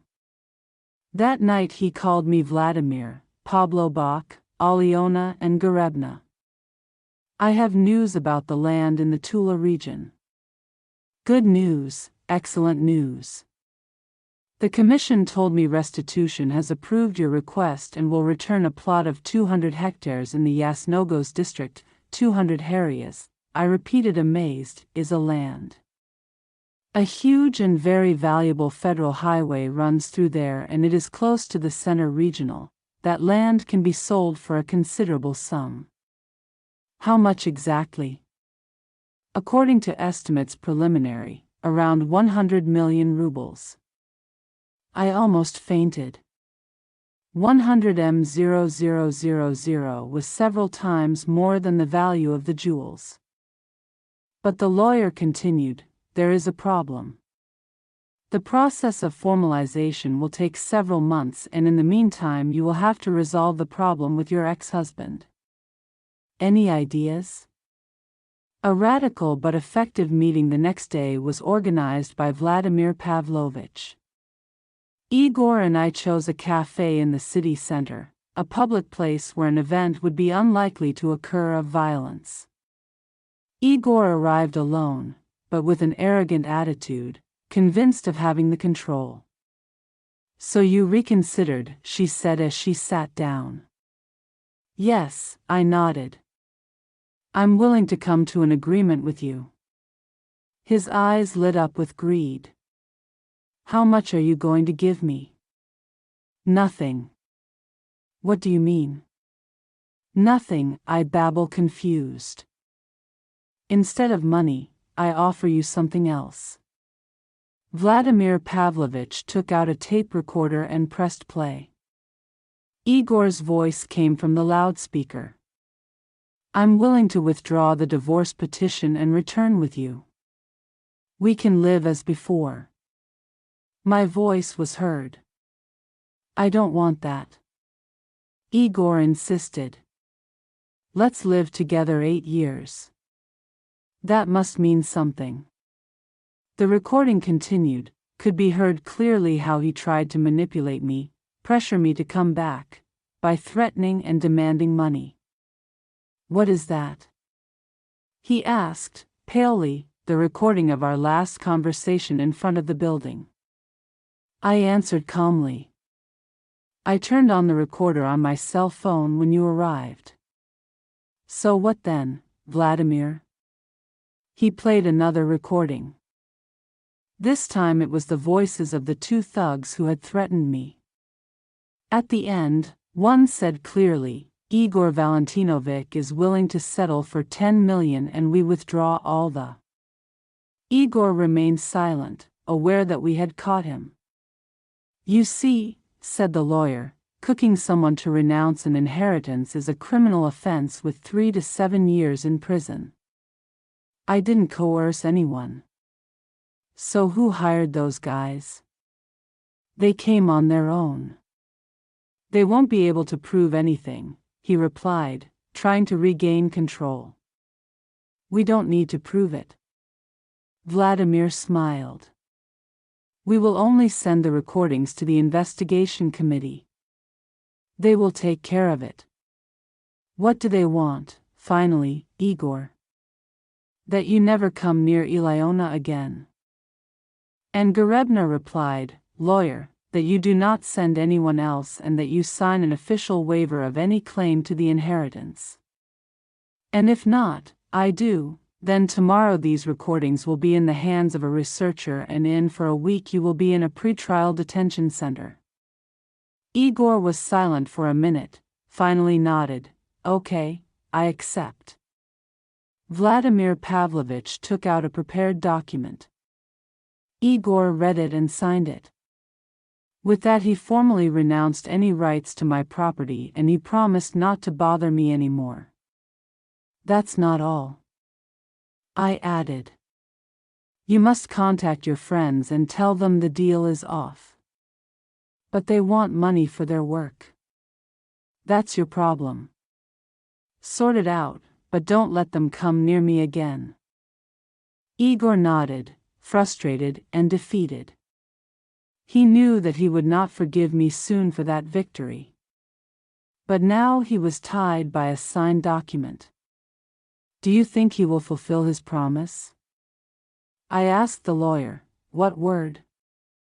I think he is not stupid, after all, and he understands that jail is worse than losing money.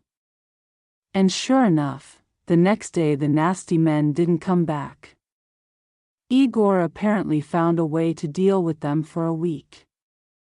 Then an event occurred that put an end to this whole story. Called me Semyon Grigorevich, Aliona and Gorebna. I have a surprise for you. Come to the workshop. What surprise is better than showing it to him? That same day I went to see him. In the workshop, the same sewing machine that had changed the course of my life was waiting for me. But now it looked completely different, restored, shiny like new. I decided to fix it, said Semyon Grigorevich, as a token of gratitude for helping me fulfill my grandfather's wish. Is beautiful, I marveled. But why do I need it now? Because it is part of your history, of your family. Heritage should be passed on to the next generation, but I'm not married yet. The teacher smiled. That young man with whom he came to the examination seems like a good man. It is very good, then someone will have to bequeath it to me. I took the machine home and I placed it in the living room in the most prominent place, and it became the central ornament of my home and a reminder constant of how all those amazing changes began. That night, when Andrei came to visit me stayed. He looked at the restored machine for a long time. What a beautiful piece, he said.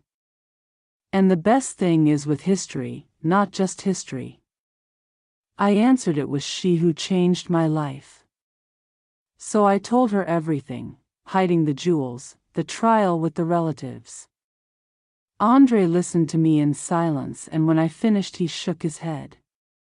Then she turns out to be a millionaire, and I thought I had met just any accountant. You are disappointed.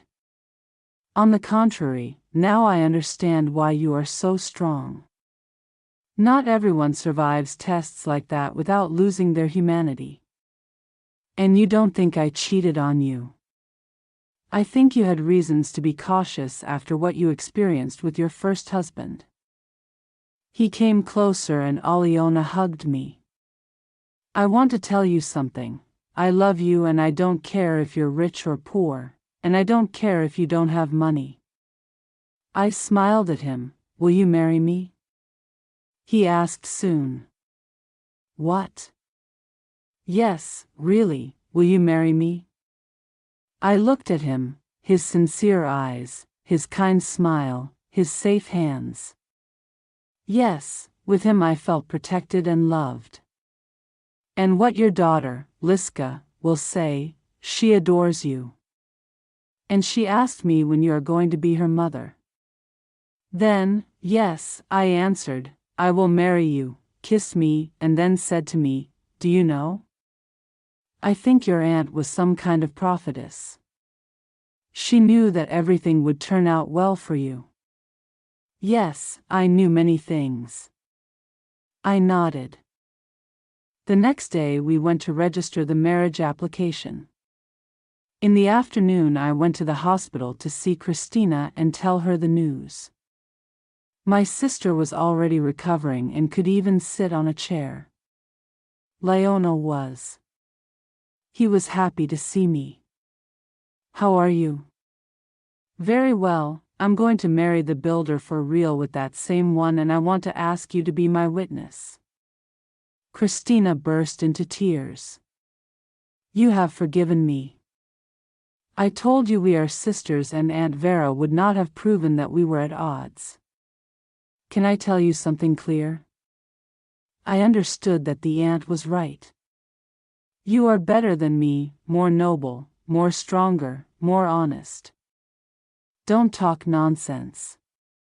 It's not nonsense, it's the truth, and I'm proud to have you as sisters. We hugged each other and cried, but this time they were tears of joy. The wedding was modest but beautiful. Christina, despite not having fully recovered, attended as my witness. Marina organized the banquet in one of the best restaurants in the city. Simeon Grigorevich gave us an antique candlestick. Another family heirloom, and the greatest gift of all arrived from Vladimir Pavlovich. The documents for the lands in the Tula region were finally ready. I can dispose of them at my own will. I said 100 million rubles. He repeated Andres, while we were sitting in our new home after the wedding is a fantastic sum, and you know what I want, what to do with that money. Create a help fund for women in difficult situations. Difficult so that no one else has to go through.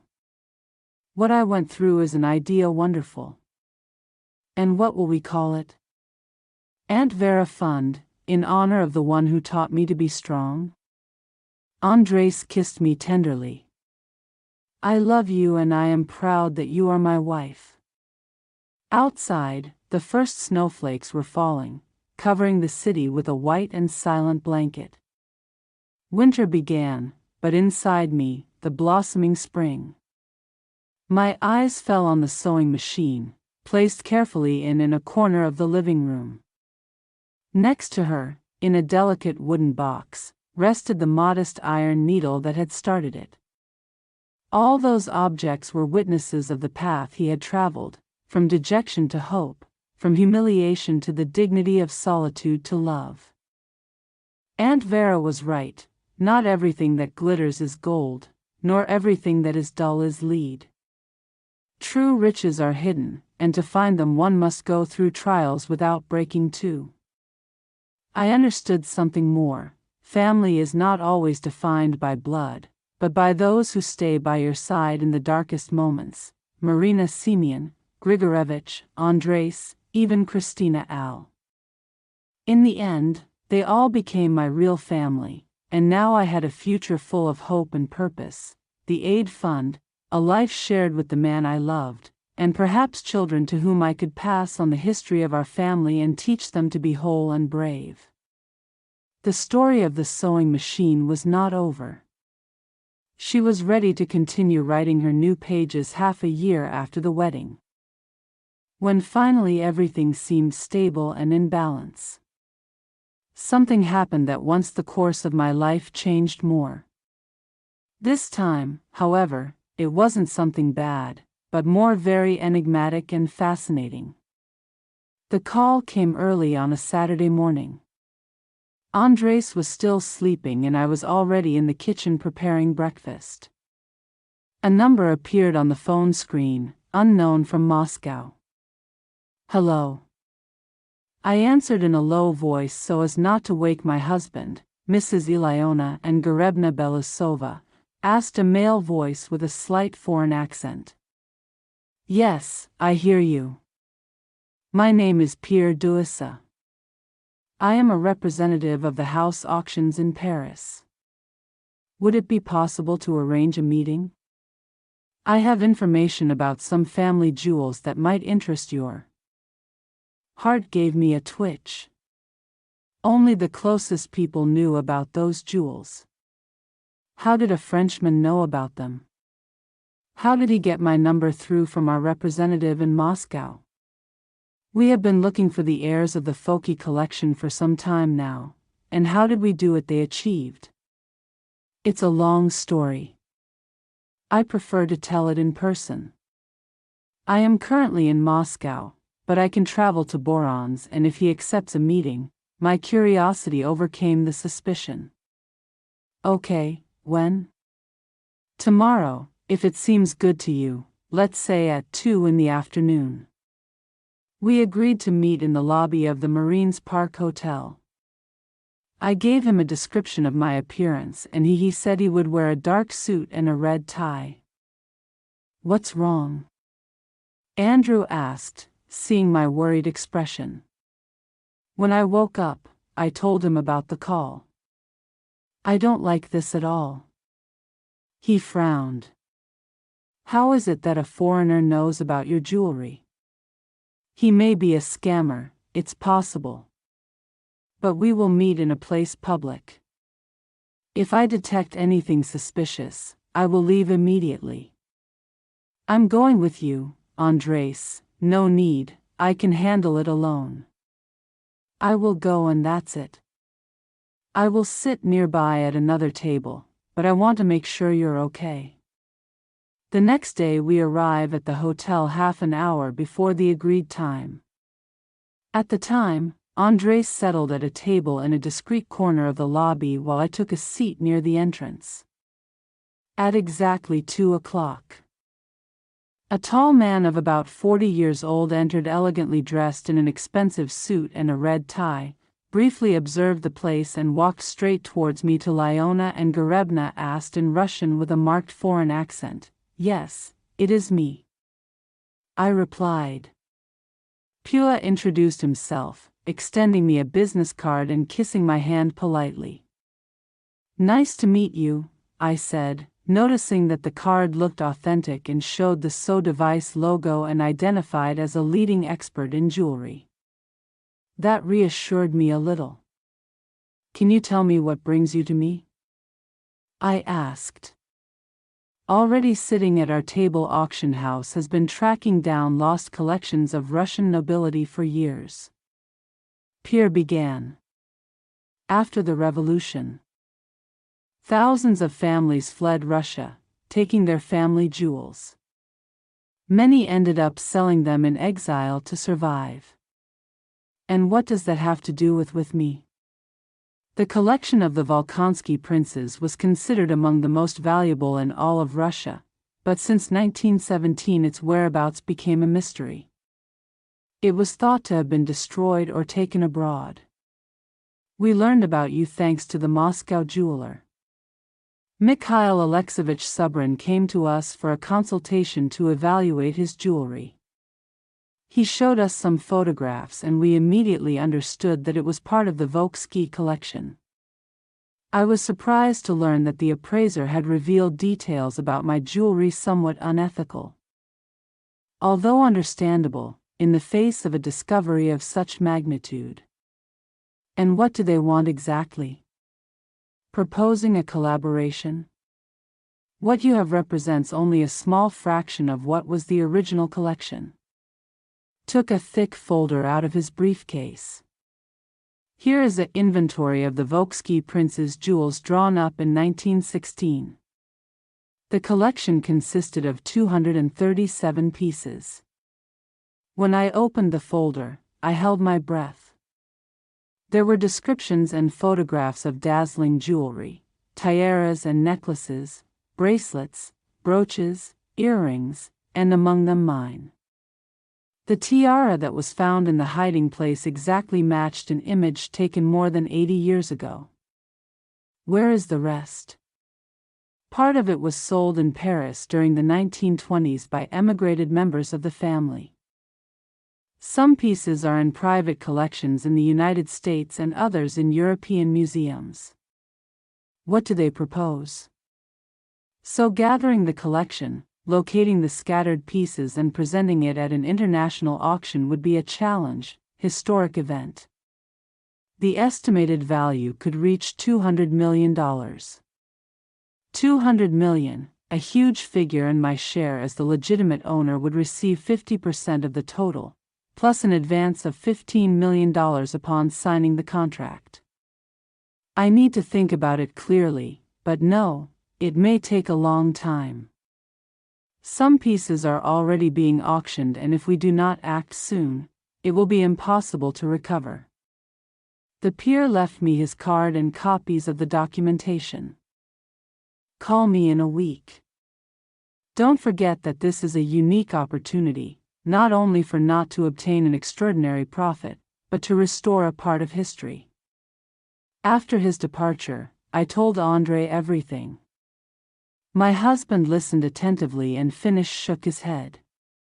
$200 million sounds impressive, but there are something doesn't convince me. What worries you too? Perfect. A foreigner appears, tells a fantastic story about millions, and if it is a scam, but the documents seem authentic, documents can be falsified. We better investigate this. Pierre, that night we sat in front of the Pierre Dubois' computer was indeed listed as an employee of so device. His photograph appeared on the official website. He was considered one of the leading experts on Russian antiquities. Looks like a real person, admitted André, but still have careful. The next day I called Mikhail Alexeyevich, the appraiser, and gave him a severe reproach. How could you share information about my jewelry with strangers? Excuse me, Aliona and Gorebna replied with a guilty tone, but when I realized that it was the Volkonsky collection, I couldn't help myself. It was a historical discovery. You should have asked me for permission before. You are right. But believe me, Pierre Dubois is a man of integrity. If he proposes to collaborate, he should at least consider it. And how do you know it? We have been working together for years. I collaborated in the appraisal of Russian jewels for several museums. That calmed me down partially, but still not. I was determined to accept. Days later, my lawyer, Vladimir Pavlovich, called me Aliona and Gorebna. I have some peculiar news. I got in touch with me. A subject from Moscow, interested in your case. What subject introduced himself as a journalist, said he was writing an article about the restitution of noble lands and asked me questions about his process. And you did not answer anything concrete. But you already knew quite a bit about it, the jewels, the trial with his relatives. And how did he know? He claimed to have spoken with her sister, Christina. She had to be the one spreading the story familiar. I immediately called Christina. Who did you tell about my jewelry? Nobody good, not, especially why. What happened? What does it mean? No, especially. Some friends asked me how I had paid for the treatment and I said that you had helped me. They were interested in the origin of the money and I told them something about the inheritance. Christina, that was a family secret. I'm sorry, Alionushka, I didn't think it was that big important.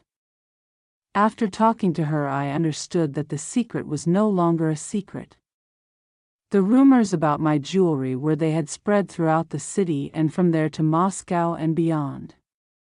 On one side that was negative. Confidentiality had been lost by another. If Pierre Doa, he was really an honest man, perhaps his proposal was worth considering. I then decided to consult with Semyon Grigorevich. The old master listened to my story attentively and then nodded. Seriousness tastes like Aliona and Gorebna. My grandfather told me about the collection of the Volkonsky was really vast and very valuable.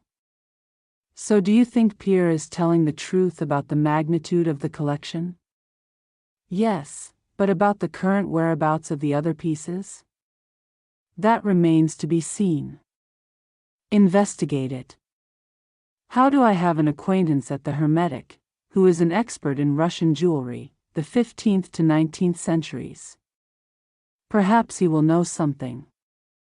The next day, Semyon Grigorevich contacted his colleague. Was a long and interesting conversation. What did you, he said.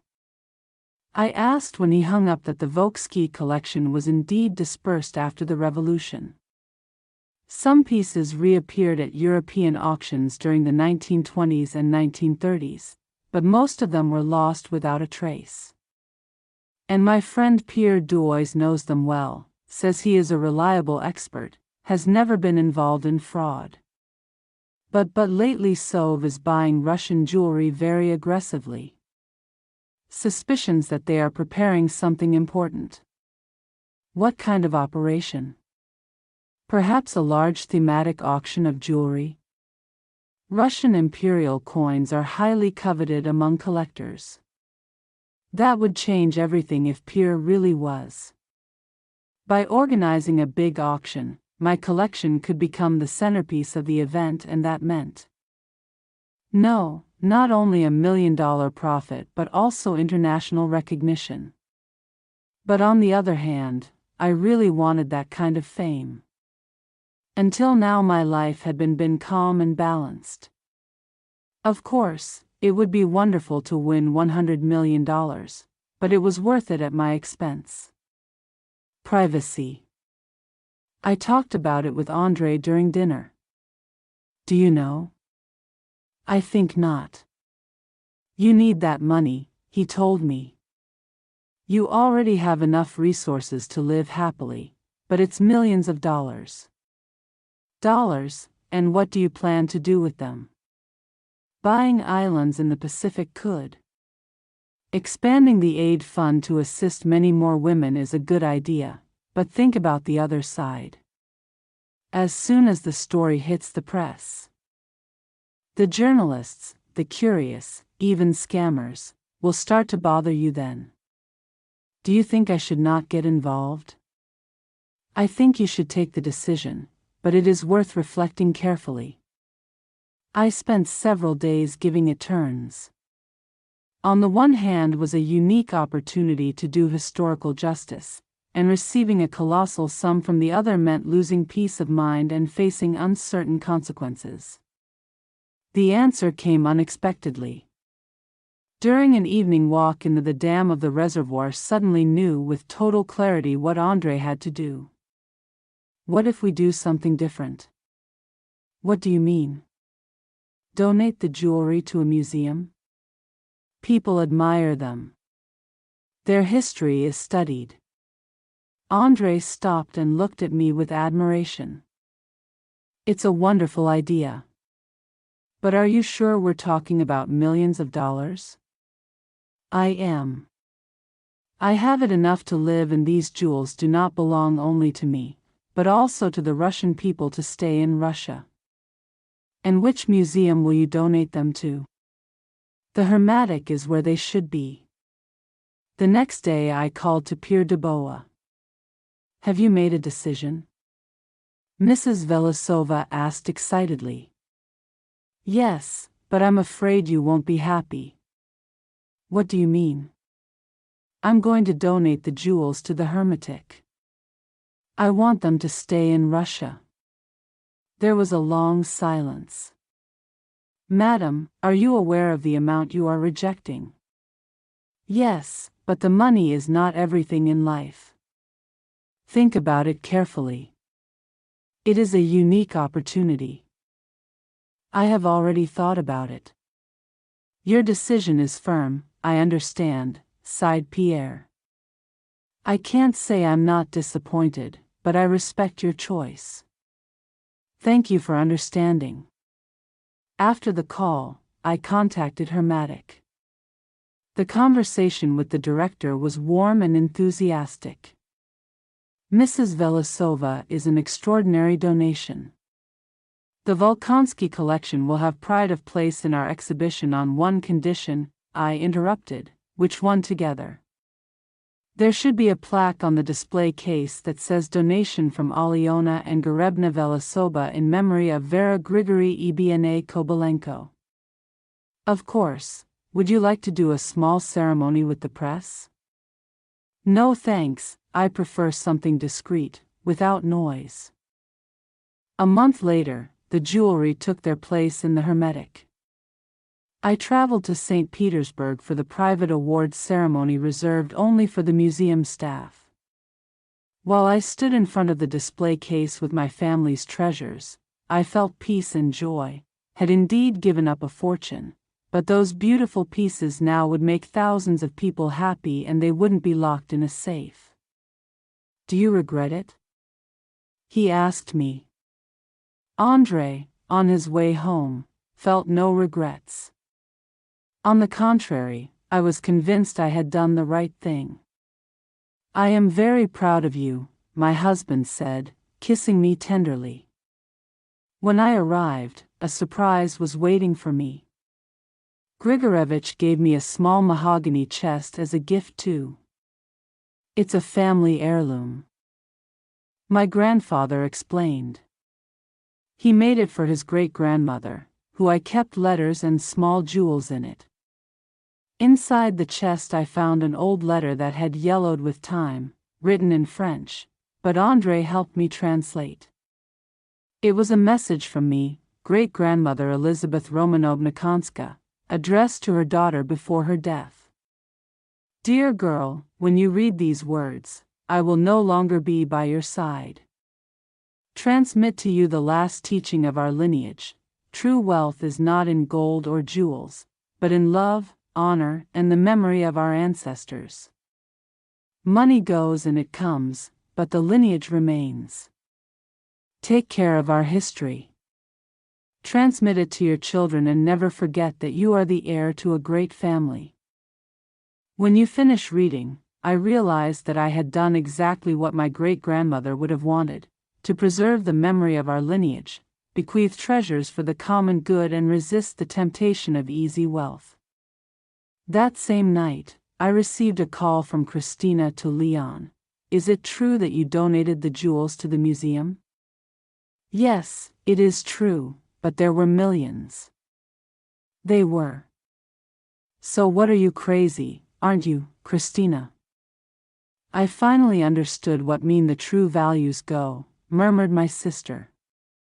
Although I understand that, after having been on the verge of death, I also see life differently.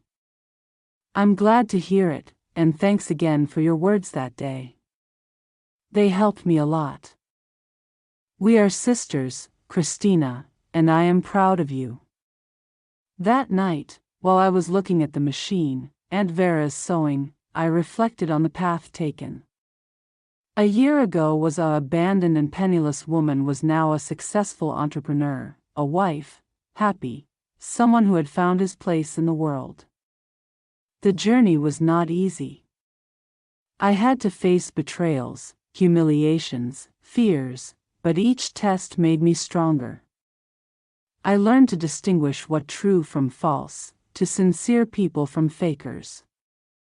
The most valuable thing I understood was the teaching of the Aunt Vera: not everything that glitters is gold, nor is everything dull, despicable. True riches cannot be touched or deposited in a bank. They live in the soul and are inherited from generation to generation. The sewing machine remained in a corner of the living room, silent witness to all those changes. At its side lay the simple, discreet but profoundly iron needle. Symbolically, it reminded me that even the humblest objects can transform a destiny when they are filled with love and wisdom. Ahead of me had a whole life full of new possibilities, and I felt ready to face it with my head held high, aware of my worth and the lessons of the past 2 months. After donating the jewelry to the hermetic, I discovered I was pregnant. The news took me by surprise. Andre and I had planned to have children, but we didn't expect it to happen so soon. Really? He asked me incredulously when I showed him the test. We are going to be parents. Yes, I replied, smiling. When I saw as his face lit up with happiness, he picked me up in his arms and spun me around the room like an excited child. Liska is going to be delighted to have a little brother or little sister. Elizabeth, Andre's daughter from his first marriage. I was really excited. She had finally accepted me as her mother and I was looking forward to the baby's arrival. Can I help feed him? I asked every time we saw each other on the weekends. Of course, you are the one older sister, and if it's a boy, I'll teach him how to play soccer, she said, very convinced. The pregnancy went without complications. I continued working, although with less intensity. The company prospered. The marina was busy with most of the matters and I concentrated on the charitable fund.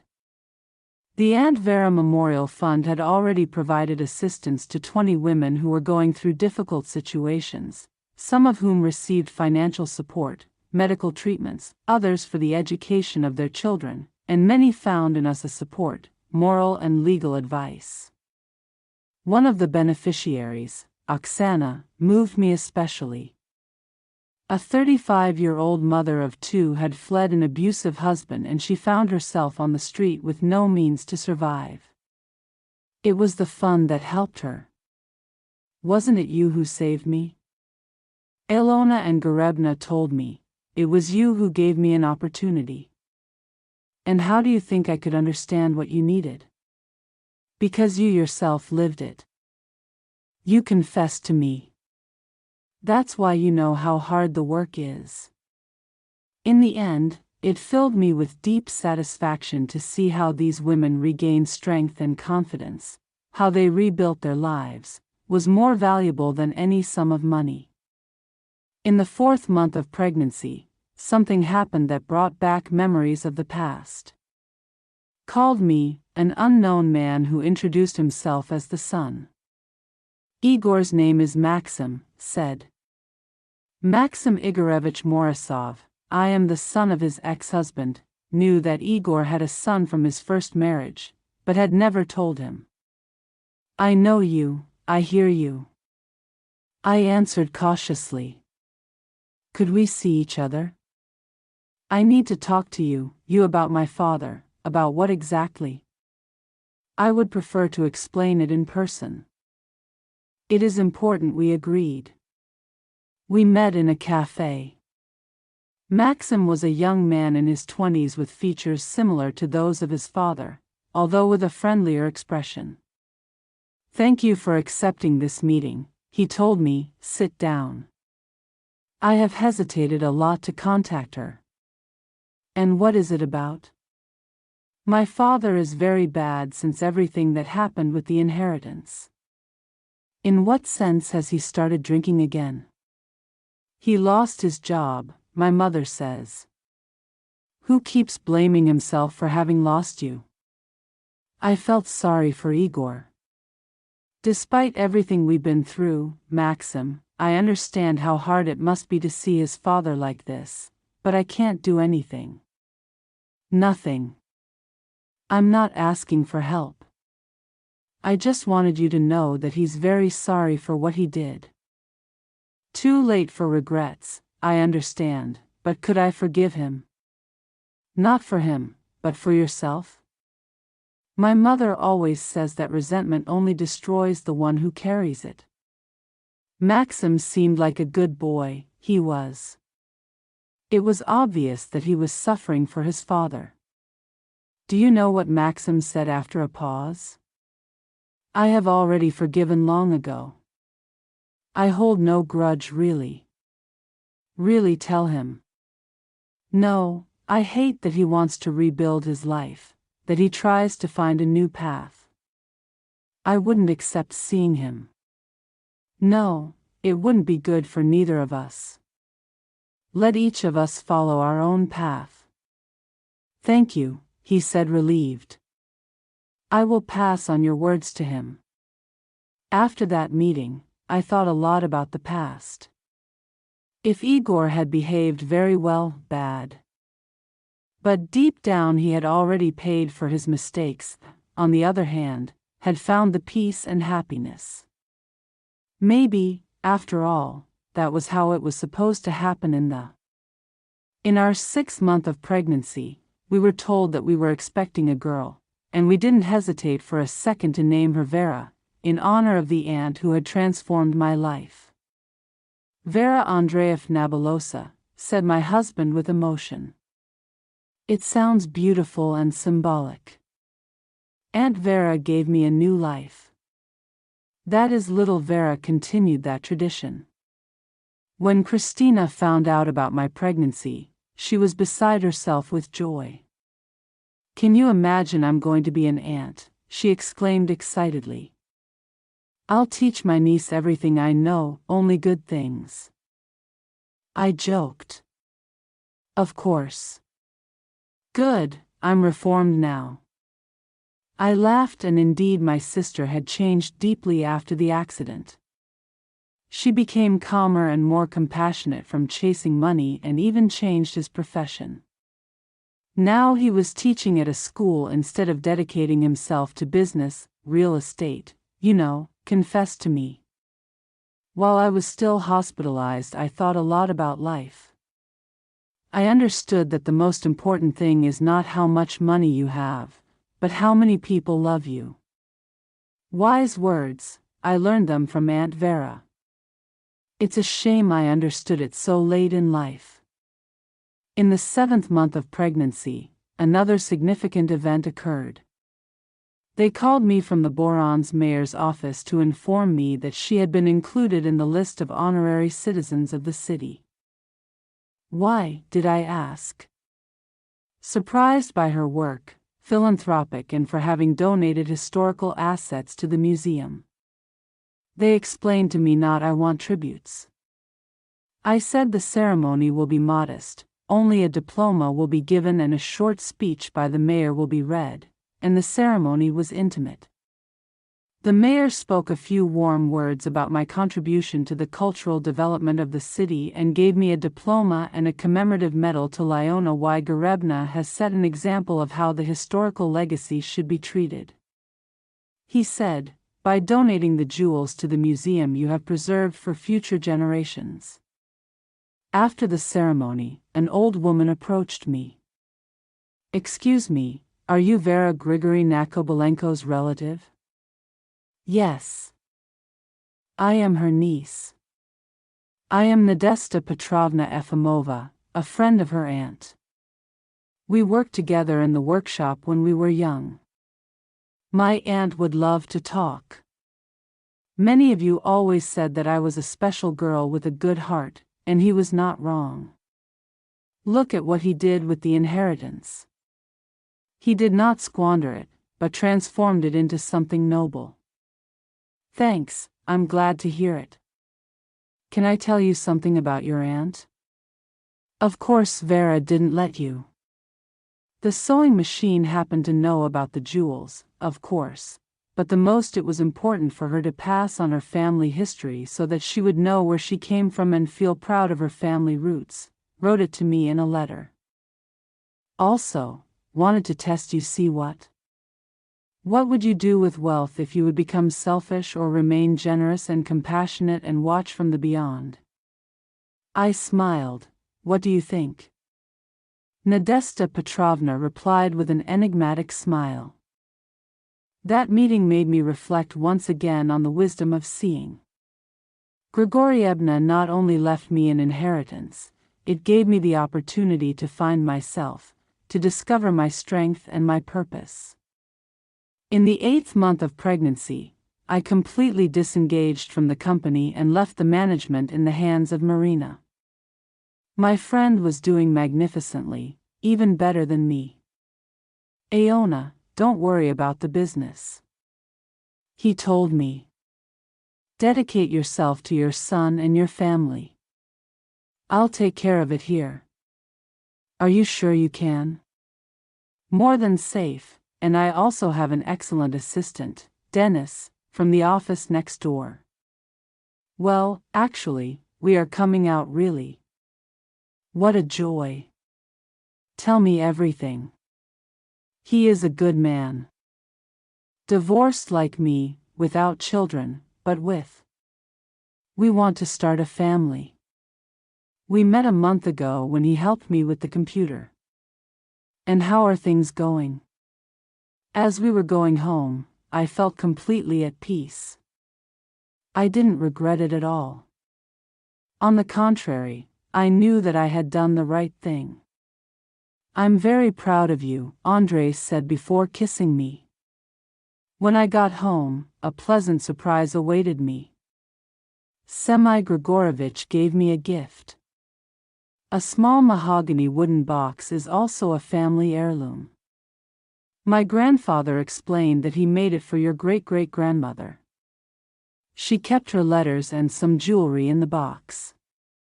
I found an old letter, yellowed by time. It was written in French, but Andrei helped me translate. It was Elizabeth Romanovna Volkonskaya, my great-grandmother, addressed to her daughter before dying. My dear, when you read this letter, I will no longer be by your side. I want to leave you as a legacy the last wisdom in our family. True wealth does not lie in gold or jewels, but in love, honor, and the memory of our ancestors. Money goes and comes, but the lineage remains forever, protects our history. Pass it on to your children and never forget that you are a descendant of a great family. When I finished reading it, I understood that I had acted exactly as my great-grandmother would have liked. I preserved the family memory. I gave the treasures for the benefit of all and did not succumb to temptation of easy money. That same afternoon, Christina called me. Is it true that you donated the jewels to the museum? Asked in disbelief. Yes, that's right, but they were. Millions were.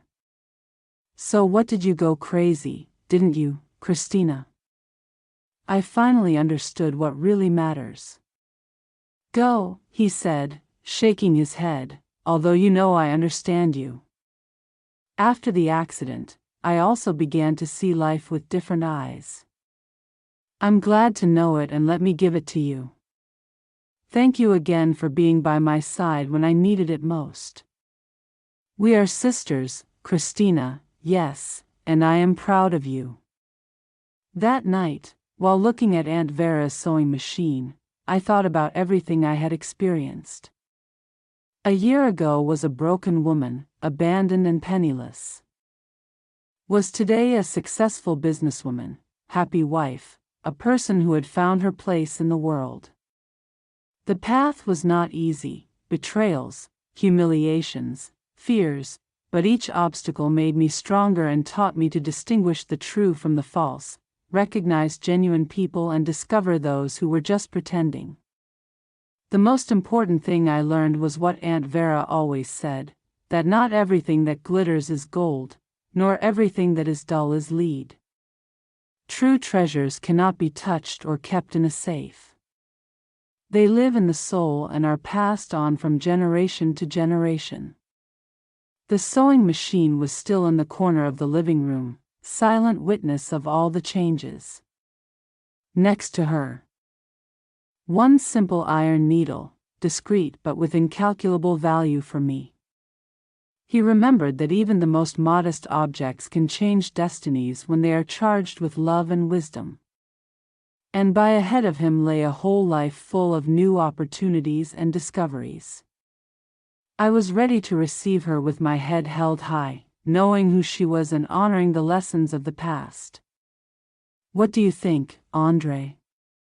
asked, noticing my thoughtful expression and the astonishingly that everything has happened.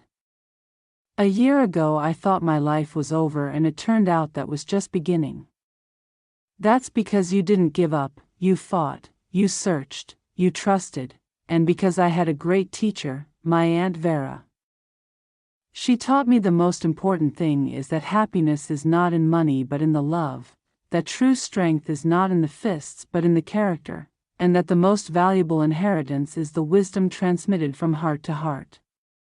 Little Vera slept in her crib watching the world with those serene eyes full of wonder.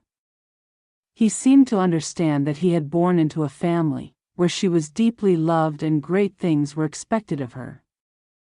In a corner of the living room, the old sewing machine remained a silent witness to all the changes. Above it, delicately framed, hung the photograph of Aunt Vera. Sometimes it seemed to me that she smiled at me from the portrait, satisfied with how she had honored her legacy. That night, when the guests left and the baby slept, I calmly took that iron needle from the wooden box and held it between my fingers. The hands were a simple and almost insignificant object, and yet loaded with memories. "What is that?" asked Andre. The sewing machine needle was hidden in the secret compartment, along with the jewelry. "And what's so special about it?" "Nothing and everything at once reminds me that even the most humble things can become priceless and are imbued of love." "Will you keep it?" "Of course I will give it to our daughter when grow up, never to forget the story of his family." Outside, the moon was shining in the distance.